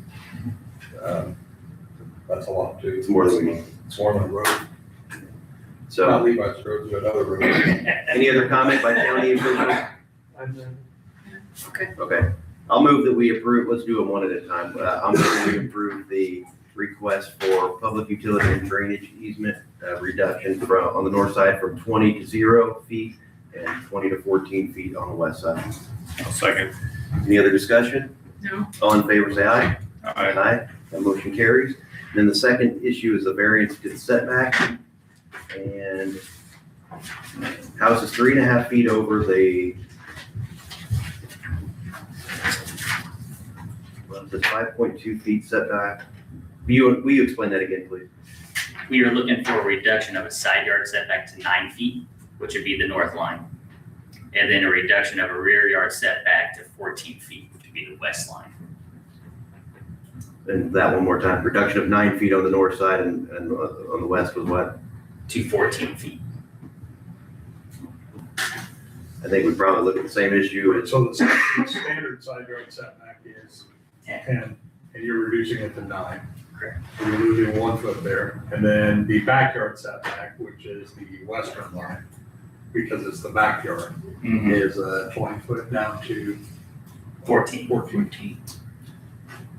Basically mirroring what you just did on the public utility and drainage easement, correct? Correct. Just so you use the two Yeah. standards. yeah, I guess I would be in the same boat I was with the other one. I guess the metric I would use, is it gonna hurt somebody else in the community? Doesn't sound like it's gonna hurt anybody else in the community. So I would be, that'd probably be the lens through which I view it. Does that sound fair, Mr. Brosmer? What do you? They built over it a little bit, but their family owns land next to them, so they're not complaining. You gave notice to the adjoining landowners, We correct? did, yeah, to get those cards as well. If they had an issue, So they they would, mailed it, and I believe you published. Mhm. So again, open it up for remonstrators if there are any. But anybody in attendance have an issue with the item at hand? Looks like no. I'd move to approve. I'll second. Any other discussion? All in favor of the motion, say aye. Aye. Aye. Motion carries. Thank you. So we got to beat you up for a little bit and then we said yes. So we're not really trying to beat you up. It's just, looking long-term at these things. So Yeah. appreciate you coming in and explaining everything so well. And do you have a clean version you want us to sign or just one of these? Any of those we can sign. And he just basically just said it was presented and they approved on the PUD vacation. I didn't see anything. As far as publications, I can turn. Because I didn't get it. We'll need to get those, Sam. Okay. I didn't get copies of that, so I I'll give you my copies. So you can have mine, because I printed some of my stuff off. Payroll on the north. They need a 14 on the west. This is,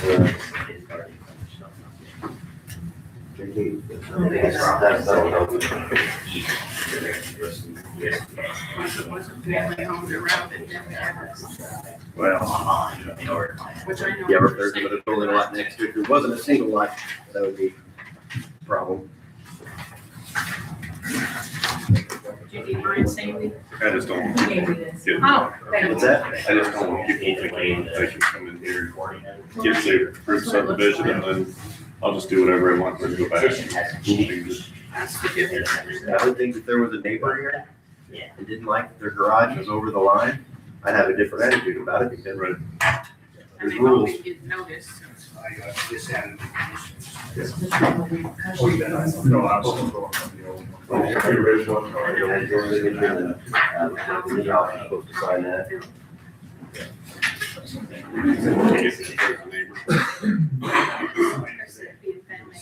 So, do they file this You then? can, yeah, whenever they get back from. I get what Chad was trying to say. Oh, Yeah, they would have that until four. We've signed the page there and put in the option to, I guess, get your photos. Do they record that then? That's correct. They'll take care of recording all of this, okay? And one thing was, we're waiting still to get the proof of publication. And I think usually on a vacation, there's a period of time where somebody could file something, or, I'll coordinate those efforts if necessary. Then you're approved for publications. Thank you.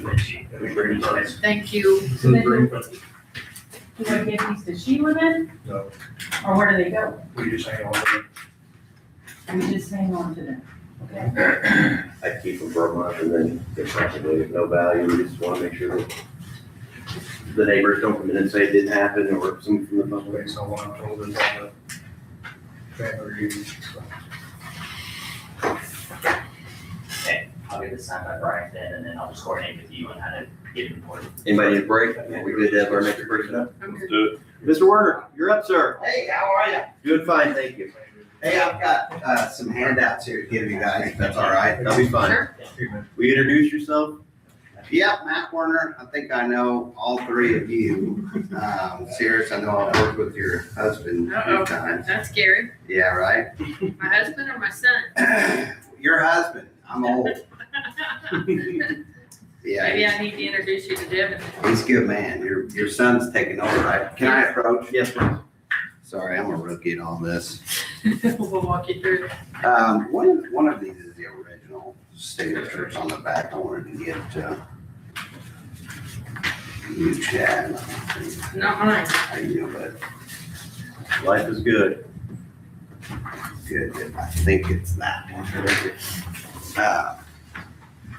So yeah, am I free to go? Yes, sir, please begin. Okay, so you guys have got just the proposal here in front of you. I'm just representing our neighborhood, Northview Estates, north of Ireland, St. Mary Church there. This is just something to get something started. I had called and talked with Chad last week just about inquiring about the process and what would be the proper chain of events here to get some type of visibility or some type of a game plan in place for paving our neighborhood out there in Northview Estates. The executive summary here for you. It's chip and seal. It was privately funded and paid by Ralph Hof at the development. We could really use some asphalt paving for safety, durability, quality of life. I tracked the last 11 years, our residents just out there, the 34 homes existing, have paid over 1.2 million in property taxes in the last years. I know your road improvements come from dedicated sources, not general property taxes. So that was kind of one thing that Chad helped me out with over the phone. But we would like our inclusion of our roads in county paving plans, leveraging key funding, possibly like the community crossings matching grants or the local option highway user taxes. The subdivision itself has 34 homes that are existing. There's only 4 lots that even remain that could potentially be built on. The first house was built in 07, so this neighborhood is 19 years old. I've lived there since 10. And, you know, what was told to us when we moved in, maybe it was a salesman's tactic, I don't know, but was basically that Ralph had paid for the chip and seal, and that when we got enough houses in the subdivision that it would be paved. And that's just never happened. So I kind of did some research utilizing AI and going through some Google searches and trying to find some funding mechanisms that may be available through Du Bois County. You know, some of these may not be worth the shit. You guys would know best. But the first one that I came across was the Community Crossings Matching Grant Program. That's an NDOT program, matches funds for paving and resurfacing. It's 80% state, 20% local. Particularly tied into smaller counties. Du Bois County population would fit. I know Du Bois County has taken advantage of this program for several years. Those are some examples of what was announced most recently: $1 million for road projects announced December 9th, 2025. Earlier in the year, there was another $511,743,000 and roughly $1 million in prior rounds. There's also a secondary option, local option highway user tax, which, you know, Du Bois County was one of the early adopters of this tax. They're exclusively for road construction via BMV registrations. And then there's some potential other sources. I just put these in here. I don't know if they'd be an actual source. I'm just trying to get some idea generation, right? Some flow through and potentially get some steps in place or some visibility for our neighborhood. But the state fuel registration distributions for county and local roads. There is a cumulative bridge fund, which I don't know if it would just qualify or perhaps some creative qualifications on that one, but the Ireland Brook does run through our neighborhood. And they've already had to replace the culvert because it really floods out hard in the springtime. And it started to take out part of the road, part of that chip and seal right there. So if you come into our neighborhood now, you'll go through a really rough patch where they came in and fixed it and put a new culvert in. And now it's just really bumpy when you go across it. Gravel and chip and seal program or special assessments if needed as a supplement. So I have no idea where to go from here, folks. I really wanted to come and ask for your assistance as the elected officials in the county. I did my best here to provide some research and perhaps some alternative funding mechanisms rather than the standard. But if you could please include us in upcoming CCMG application or county paving schedule, that would be very much appreciated. I don't know if a need be would be to have an engineer assessment, a cost assessment, and a priority review. That would be wonderful. Any allocations from awards already won would be wonderful. And then the petition here, this is all 34 homeowners you guys have that have signed. I ran them all down over the weekend. It was a lot of fun. But, you know, essentially, the back here also is a color photo showing the neighborhood. You know, I know that Chad had mentioned the Paisley rating on it was a 6, which typically would indicate maybe not for a few years yet for application for a pavement or that type of status. But the neighborhood itself, it doesn't have any traffic, so that Paisley rating may stay 6 forever. And, you know, quite frankly, it's been 19 years. It's been long enough. We'd really appreciate if you guys could help us figure out how to get this pavement funded. So, Ms. Lee, do you have a knowledge of the history of that area? Yes. Okay, so it's chip sealed 17 years ago, some amount of time. Going on 19, yeah. Going on 19 years. So what, have we done preventative maintenance? Have we put new layers of chip seal on it? What have we done? Yes, we did several parts. And, okay, how we go about this? First of all, whenever, like as far as a subdivision comes in, the guy that owns it they come in and put in the road, and they're supposed to put down so many 2s, so many 53s, so many 73s. And needless to say, down there, that was a case where they did not do that. Just like most subdivisions, not just picking on Ralph, but all subdivisions, they just don't. So needless to say, whenever we do come back, there'll be a bad spot here or a bad spot there. We'll come in and we'll rip it up or dig it up if there's a really bad soft spot, and we'll come in and put the equivalent amount of 2s, 53s, and 73s on there. So, and I think the last couple of years, we did not do that down there. We got pretty much the road up to par, and we think it's ready to go. And I did notice, I didn't even realize that there was 4 empty lots. I thought they was pretty much full. No, there's 4. There's homeowners there that purchased more than one lot and then built their home. But then all the way in the back, there's 3 lots together. They're all 3 owned by different ownership. There's no house on them. And there's one very, very much up front, right across from Underwood's house that still, there hasn't been a builder on. Yeah, I thought pretty much most of them was built. I knew there were a couple of them, but I didn't realize there was like 4 of them left. But yes, I told Chad last week that I told Steve Berg 3 or 4 years ago that this would be a good subdivision to pave. Whenever we get the money, whenever, you know, and I know there was a few more houses built since then. So we want to wait a little bit, but I feel like I am ready to go ahead and blacktop it eventually. I ain't saying definitely not this year. I don't know about next year, but within the near future, I would feel like that would be a good one. I even talked to Kathy Trubisky last year, I think it was. Yeah. And told her that same thing, that, you know. But that is what we try to do. We try to get, before we want to blacktop anything, we want to try to get most of the soft spots up to par. So whenever it's blacktop, it don't fall apart and we have to go in and redo blacktop. And we did a subdivision this year, didn't we, or was there 25, I mean? Countrywood Estates. Countrywood Estates, we just blacked out. That was already blacked out before.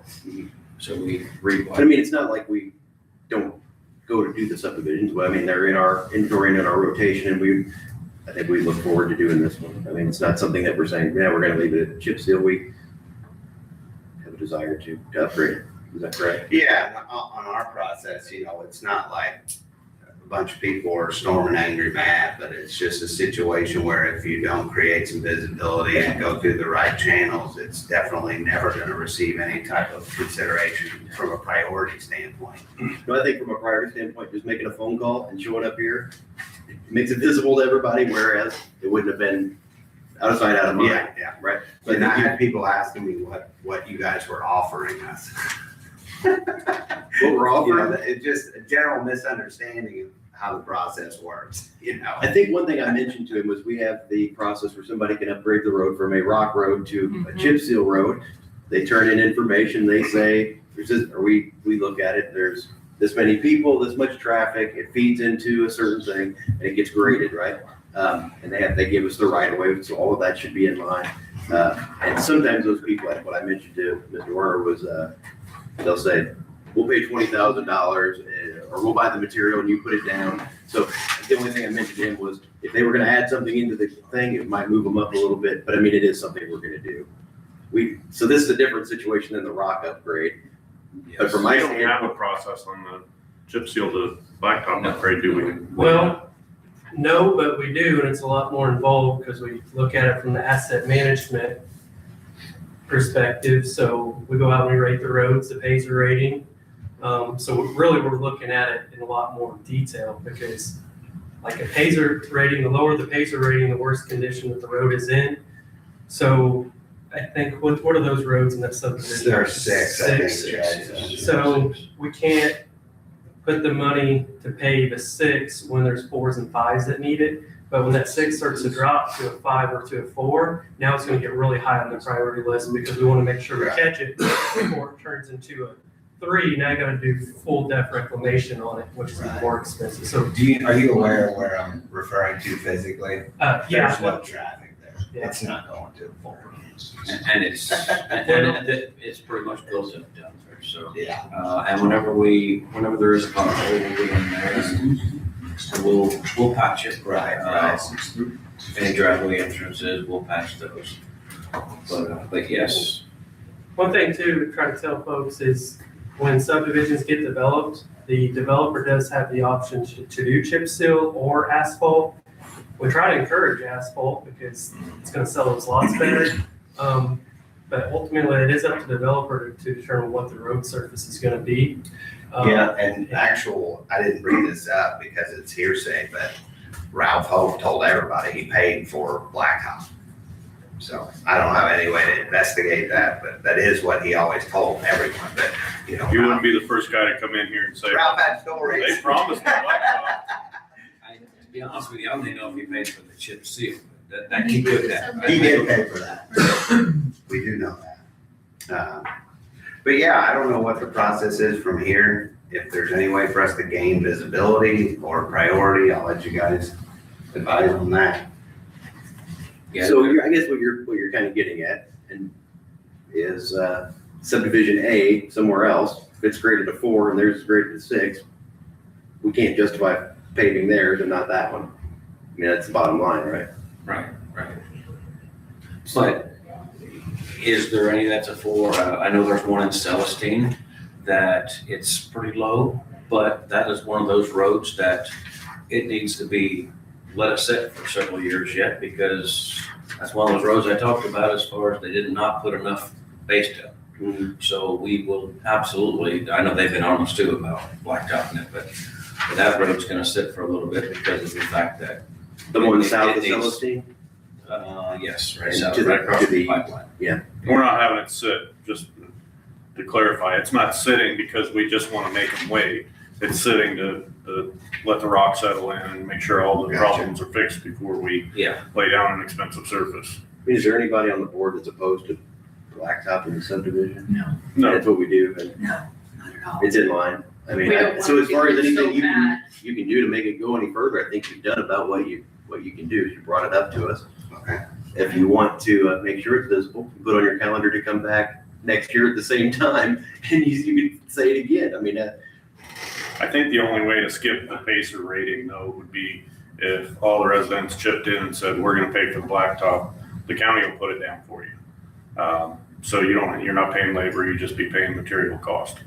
Other than that, you just have to wait in line until your roads to, on that low grade. Because it's real easy for us to say yes if somebody else is helping pay for it. Because then I can even jump you ahead of somebody that's one grade lower, else, well, they're helping pay for it.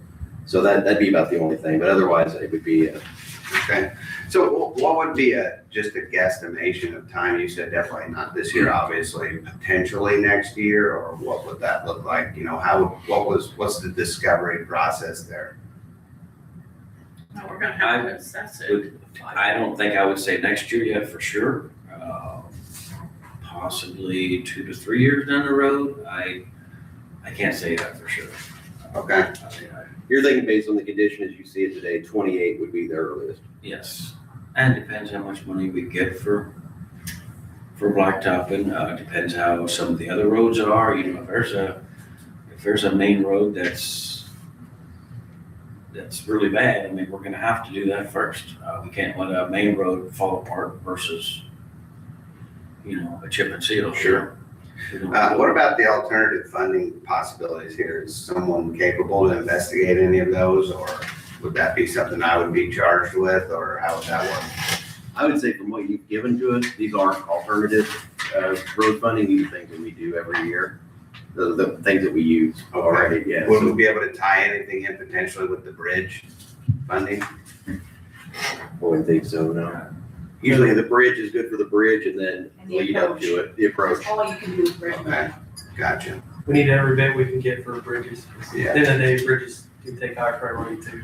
No, I'm with, I mean, I see where you're coming from, and I hate giving people bad news when they're here, but it sounds like we're not gonna do it this year or next year. Okay, But it's, and then who would I work with to find out what the potential cost of the material would be and how much that would speed up the process? Me or Levi. Okay. So that would be a different meeting. Yeah. and again, I mean, I don't wanna speak for the other two commissioners, but for me, it just makes it so much easier as a county, because we could direct them to repave roads that are 8s if we wanted, and they would do it. And we'd get people egging us at the meetings, but we can move things and prioritize them differently. And for me, if somebody was gonna come in and put, I look at it that if you put in $20,000, the whole community gets to benefit from your input, so it helps me justify moving it ahead. That's how I look at things. Mr. Hausner, similar? Yeah, I mean, it's kind of like our rock to chip seal. It's graded and owners putting in some money for materials moves your grade up a little higher, so. I don't know what the appetite is, but I could certainly investigate that and schedule a separate meeting, if that's all right with you. You got how many homeowners out there again? 34. 34. Might be worth a conversation with the rest of them. And just for, Yeah, I can have that conversation Oh, for yeah, sure. definitely. for our board's information, this is what I shared with Mr. Werner, was asked the highway department about an estimated cost, and it looks like between Woodland Hills, Countrywood Estates, the estimate, just a spitball estimate, I guess, not in depth, was 130,000 range for doing the 1 point whatever miles that they have. 1.02, I think it is, or something like that. Just Okay. for a rough estimate. Yeah, well, I'll find out on my end, and maybe we can sit down and figure out what that number would be. And then we can check on the appetite for the group. So you're part of it. Yep. Thank you, Mr. Werner. Yeah, thank you, guys. Have a great day. Thank Appreciate it. you. Okay, so we have several items for discussion. Number one, auditor is, we have a micro boat maintenance agreement, I believe. Top one here.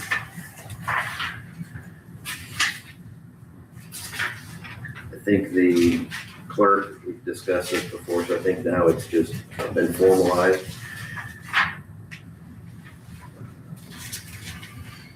Agreement made and entered into this year. I think the only thing we were waiting on was they added our indemnification clause or public We added records our clause. third-party language. Anybody have any issues with this? Let's see, okay. I'll move that we approve signing the micro vote Infinity Voting System Maintenance Agreement. A second. Any other discussion? Yes, All in sir. favor, say aye. Aye. Aye, motion carries.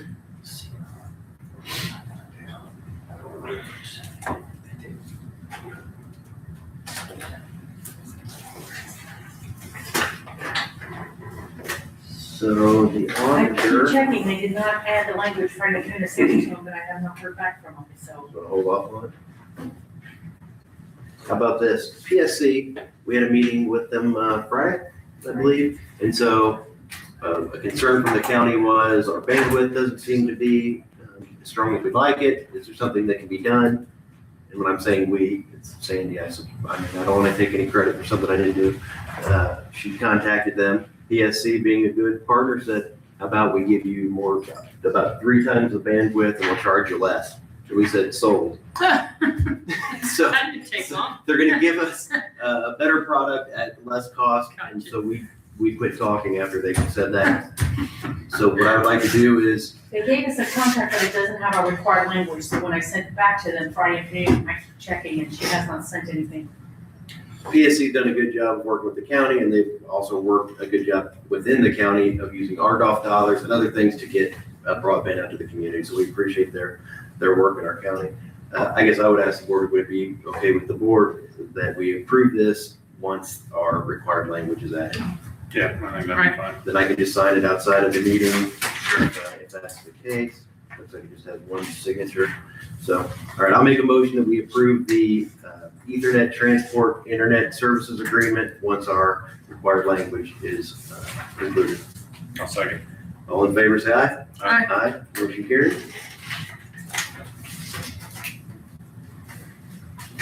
All right, next I want to talk about, I guess I'm excited, I'm happy, I'm pleased, I don't know what the right words for would be. With, like, 2 weeks ago, we lost our veteran service officer that we had. People want to know about that, they can find out information, but long story short, we've not had a moment of interrupted service there. I would even Nice. argue that we've had more attention, more staff, more going on in there than we maybe ever had, at least in the time that I've been a commissioner. What we've had is, I believe there's 5 different local volunteers, veterans that live in Du Bois County that have experience with helping veterans submit paperwork, file their claims, do all of the things that the Veteran Service Office is supposed to do. We've had, like I said, five or so veterans, and Kevin Hinton, who was here a couple weeks ago, who's our regional person, he's filling in some shifts. So long story short, whenever our office is open, we've got volunteers in there. We have a county employee, Maria Snyder, who's, I guess, overseeing that. She's doing a really strong job administering a lot of that. And then customers, when they come in, they get to see an experienced veteran service officer, or at least a local veteran who's learning that. But I think 3 of the 5 have good experience with doing those kind of things. And so I'm full of gratitude that those folks have stepped up. We had them sign a volunteer marquee through them, sign something saying, you're not an employee, you're volunteering, Maria's the employee, and here's what you're doing. So they're volunteering their time. They said they will continue to volunteer their time as long as it takes until we get the right person to backfill that. So I don't want to overextend it any more than necessary, because they're volunteers doing a great public service, but we are in good shape is what I wanted to say. Thanks to those folks. And part of me wants to publicly thank them, but I don't know if they want publicly thanked. So I'm just going to. Much appreciated. Much appreciated to those people. And if you paid any attention to commissioners' meetings over the years, the veterans that come in and ask for things to be improved or to talk about veterans issues, it's those people. They're doing big things in our community. So I wanted to ask the board, we did get, I don't remember how many applications we've had, but more than a dozen. Many of them seem very high quality. So those have been forwarded on. I guess at some point, we're gonna have to make a determination, which ones of those folks do we want to interview, and who do we want to be involved in the interview process? Got my list So you have a list of people that you're thinking that are good candidates? for interviews, yes. Okay. I've kind of And narrowed it down a little bit. I read them all, I've highlighted them, but I haven't selected the ones that I think are my top 3. And I think we got a couple on Friday as well, Thursday, Friday. Right. So I guess please keep working on that. Maybe midweek we'll email each other and say, these are my 3. Okay. Or one or five or whatever your idea is. Okay. So we can begin that process. What I wanted to ask next, how do we want to go about the hiring? In the last time we did it, if I remember right, it was myself, Marky, we had a veteran representative, and we had Susan, who was our previous VSO. Oh, that's right. So there was like four of us there doing the interviews. We could do it where all of us are involved. We could do it where one of us is involved. What I'd like to have, if the board doesn't have an issue with it, is a couple of these veterans that are doing the volunteering now, Be part of it. have them sit in. I want to get it right this time. We've had 5 or 6 veteran service officers since around COVID, Totally agree. and it's not good to have that turnover. I'd love to see somebody get whatever it takes for us to get some continuity to improve the services there. I know if I was going in for service and I see a different face every time I'm in there, that doesn't make me feel great about it. I think at least 2 veterans should be involved in the hiring process, the interview hiring process, at least 2.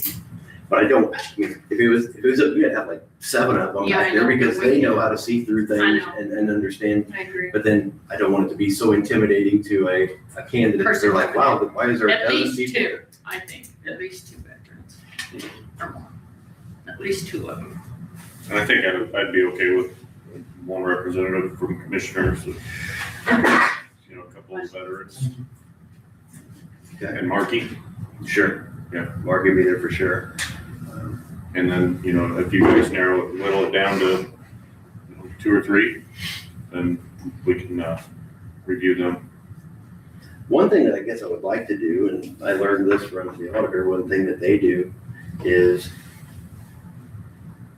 we don't have to call in 8 people for interviews. We can do a phone interview. Mhm. You can get 8 of them done in an hour instead of it being 5 hours if you do them in person. And just get a feel for the person and see if their values align with what we want. And you probably eliminate some people pretty quickly. If one of the veterans can maybe do that too. Right, we could find a way We to could- do it. Appoint one of them to do the phone interviews and then I narrow would it down. encourage you to include Marquis so that they don't have something to I show. agree. True. See, what I would like to have with those veterans is that if somebody says, I did XYZ in the military, to you and me, I may say, it sounds plausible. We don't or know something. that. I don't know, I don't have the experience, but they say, that's, Yeah. what that really means is, We don't know. because to me, they sound like, wow, they ran 5 platoons and they were doing wonderful things. They say, Right. that's a title they give everybody, it could be, what were you gonna say? I apologize, I think I interrupted you. No, you're good. So maybe midweek, the 3 of us will put in who we would like to see. Maybe they'll match, maybe they won't, and then we can do introductory phone interviews to get it down to who we would like to do an in-person interview. Sounds great. Would you like to be involved in the interviews? Sure. Would you like to be involved in the interviews? I don't know. Not necessarily. So maybe both of us will try to see if we can coordinate it. Sure. Be great. And did I also, I believe I forwarded something to you about a format that one of the veterans put together. He said, hey, when you're doing interviews, okay, I'll try to No. forward that to I you don't then. think so, unless you sent it like late on Friday No, or this would something have like been that. last week. No, I don't think so. Yeah, so Pretty well went through my emails unless it went to spam. again, one of the veterans that's helping us down there in his own time, and not even Sure. a request said, here's the thing, here's how the metrics I would put together if I was gonna hire somebody for this job. What is their experience with VSO? What is their experience with this? What is their Right, right. experience? And he took it down to like 4 of the questions that get to the heart of what we're doing there. And I was like, that's so much better than I would have Well, ever if you come up look at with. the resumes, there's a couple of them on there that do have similar experience too, so that was a red flag for me, so. So with his guidelines, he even has a weight to each of these categories, and it may not be perfect, but it's Something pretty to go darn off of good, to yes. start. So Sounds great. I'll send those to both of you. Okay.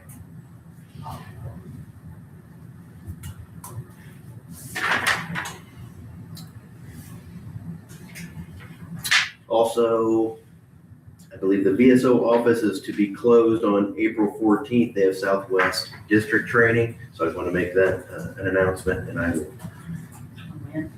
April 14th. So really, if we have these people, yeah, I probably will just keep the office closed that day because we only have one county. I want there to always be a county employee in there while the volunteers are here. I don't want volunteers running a county office, just for risk aversion. So I'll probably go ahead and have it closed that day, even though the veterans will probably say, we can cover it, we can keep it open. So I may just tell them, we'll just close it so that the people can go to training that need to. Anything, anybody have any questions on Veteran Service Office? Nope. Or any of that? Sounds like a great plan. Okay.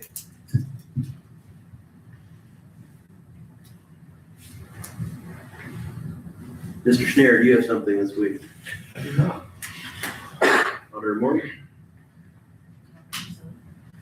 Commissioner Hofstadter? Daughters of American Revolution. I shared an email that has, 3-4 different options that our plaque can read. I know Chad shared his favorite there. I thought that one was good as well. But there are still other entities that'll be approving, such as Strassen Fest, Chamber of Commerce, DAR, and veterans groups. So I just wanted to report that that's continuing to move forward. I would say, as far as our board is concerned, as long as it's somewhat similar to what we said, Yeah, I'd be happy with any of the 4. I don't think they any don't of change it a lot. any of them stuck out like, nope, I don't like that. So, yeah, I think we're on the right track though, so. Commissioner Stefano, any comments on that? No, I mean, I read them, but I didn't know that we were down to the final No, decision. Chad just shared what he liked. And Okay, We aren't because I down to knew the there were final other decision. people involved, so Yeah. I didn't voice my opinion on that, but I That's did okay, read. you're fine. Okay. Nope, Yeah. I'm good. So the next step is, we tell them, hey, this is our preference, and they say, we'll share it with everybody else and see if we can get everybody. See, everybody on the same page? So they're working with other businesses too? Or Other did I miss that? entities, Strassen Fest Committee. I think it's Chamber. Chamber, yeah, other veteran groups. Anything else? That's all I got. Mr. Stefano? Nothing else. Highway, you want to come up and do, are you ready to make decisions on those? The recommendations, I guess?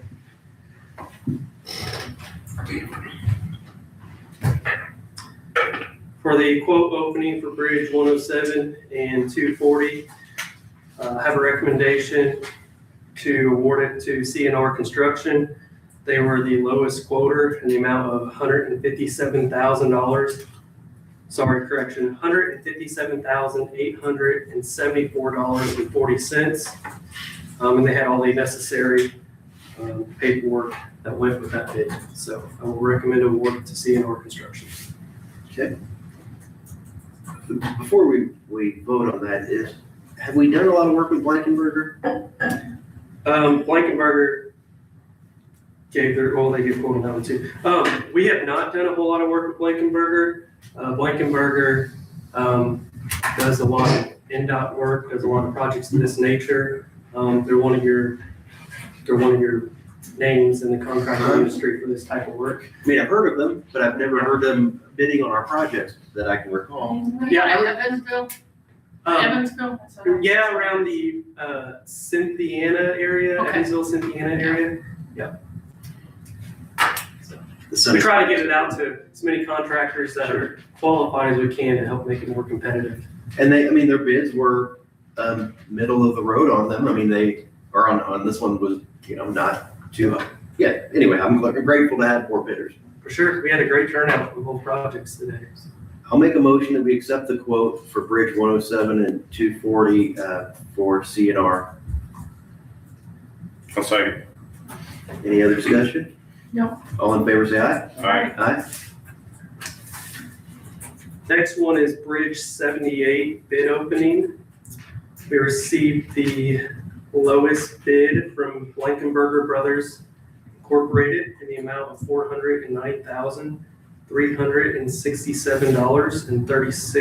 $409,367.36. Based on their bid package, they were responsive and responsible as well as being the low bidder. So for that reason, I will recommend awarding to Blankenberger Brothers Incorporated for Bridge 78.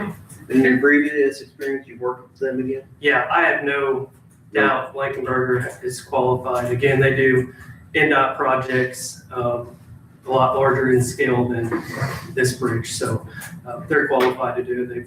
They also provided their subcontractor list, equipment list, and financial statement that I reviewed as well. But I've got personal experience working with Blankenberger. So based on that they've given me no reason not to trust their abilities to perform this work. Any discussion? No, Okay, I'll move that we accept the bid from Blankenberger. I'll second. All in favor, say aye. Aye. Motion carries. We'll work on getting agreements put together to get approval at a later meeting. Wonderful. Thank you. Thank you. I want to backtrack just because I forgot to give you these a moment ago. Put your initials on top of them. This is a little more information on the Veteran Service Office. Just because maybe we aren't as versed on it as we should be. So one of the people that were helping down there, they sent a list of information. They said, here's what our veteran population is. And so I have the numbers here from 24. Our veteran population, according to the raw GDX numbers, the GDX is the government data information, said we had 2,186 veterans, and they were getting direct expenditures for those veterans of $14,423,039. And so one veteran put that information together, and another veteran said that information's great, but you're not talking about the indirect expenditures. So the indirect, so if we take the direct and the indirect, that would be they get disability or they get a pension, direct payments, things we would think of as veterans benefits, but also they get things such as, I forget what it's called. Anyway, there's medical. So they would, if they go do things medical, and they're trying to make it so that if they have to travel too far, they do a lot of their medical locally. And so if you take all of the direct and indirect money that comes into those veterans, the total expenditures for those veterans would be $23,613,890 for 2024. So this is a big, significant amount of money that gets put into our community. One, it goes to Deaconess Memorial or other providers, so that helps keep them in business, and that money stays locally. And a lot of the money that is directly given to the veterans is, a lot of that would be buying homes, cars, restaurants, and things here locally. So again, I think it's important for us to keep the Veteran Service Office strong, keep getting as many people the earned benefits that they have, and again, to make Du Bois County as veteran friendly as possible. So I just thought these numbers were pretty incredible. I mean, $23 million, that's a pretty good amount of revenue. And also, I think the numbers at the top show that the number of veterans that we have in 2016, so just 10 years ago, was 2,481. So we're down to 2,186, but the total amount of those expenditures is higher. So the per veteran amount of money being spent here is considerable. And the folks who put this together said that they want us as a board and the county council to know that they're working hard to serve our veterans, and they're bringing in huge numbers to the county. And they think that the numbers can continue to grow if those veterans get the benefits that they earn. Interesting.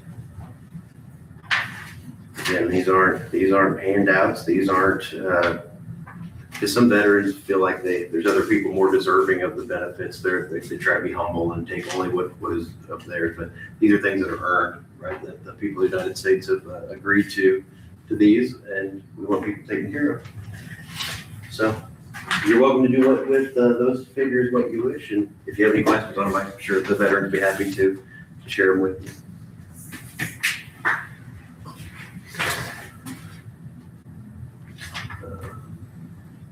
Anybody have anything you said? Let's open it up for public comments.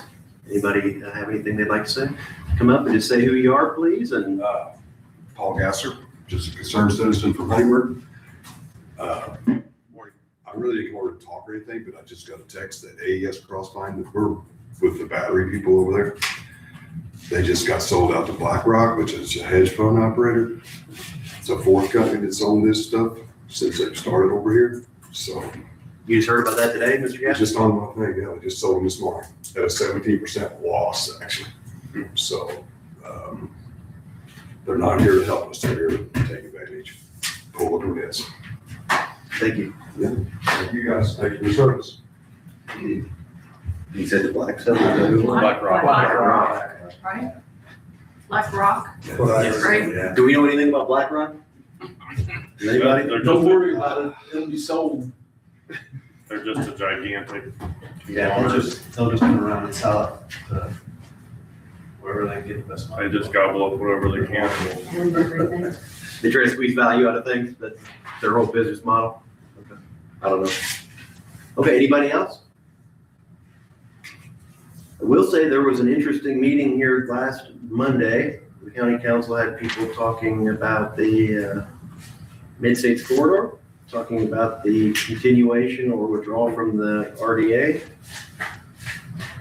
And, yeah, I don't know, 3.5 hours or so? Is that how long it was? It was a long time. Ask Sandy, she'll tell you it felt like much longer. It took me multiple sessions to watch the video. So, I don't understand. If you want to get a pulse on what people were saying, that's I watched it, you watch the whole thing? most of it, yes. Yeah, wow. I had the benefit of pause and come back to it later. Yes. So, yeah. But yes, I did watch it. There was a lot of information shared.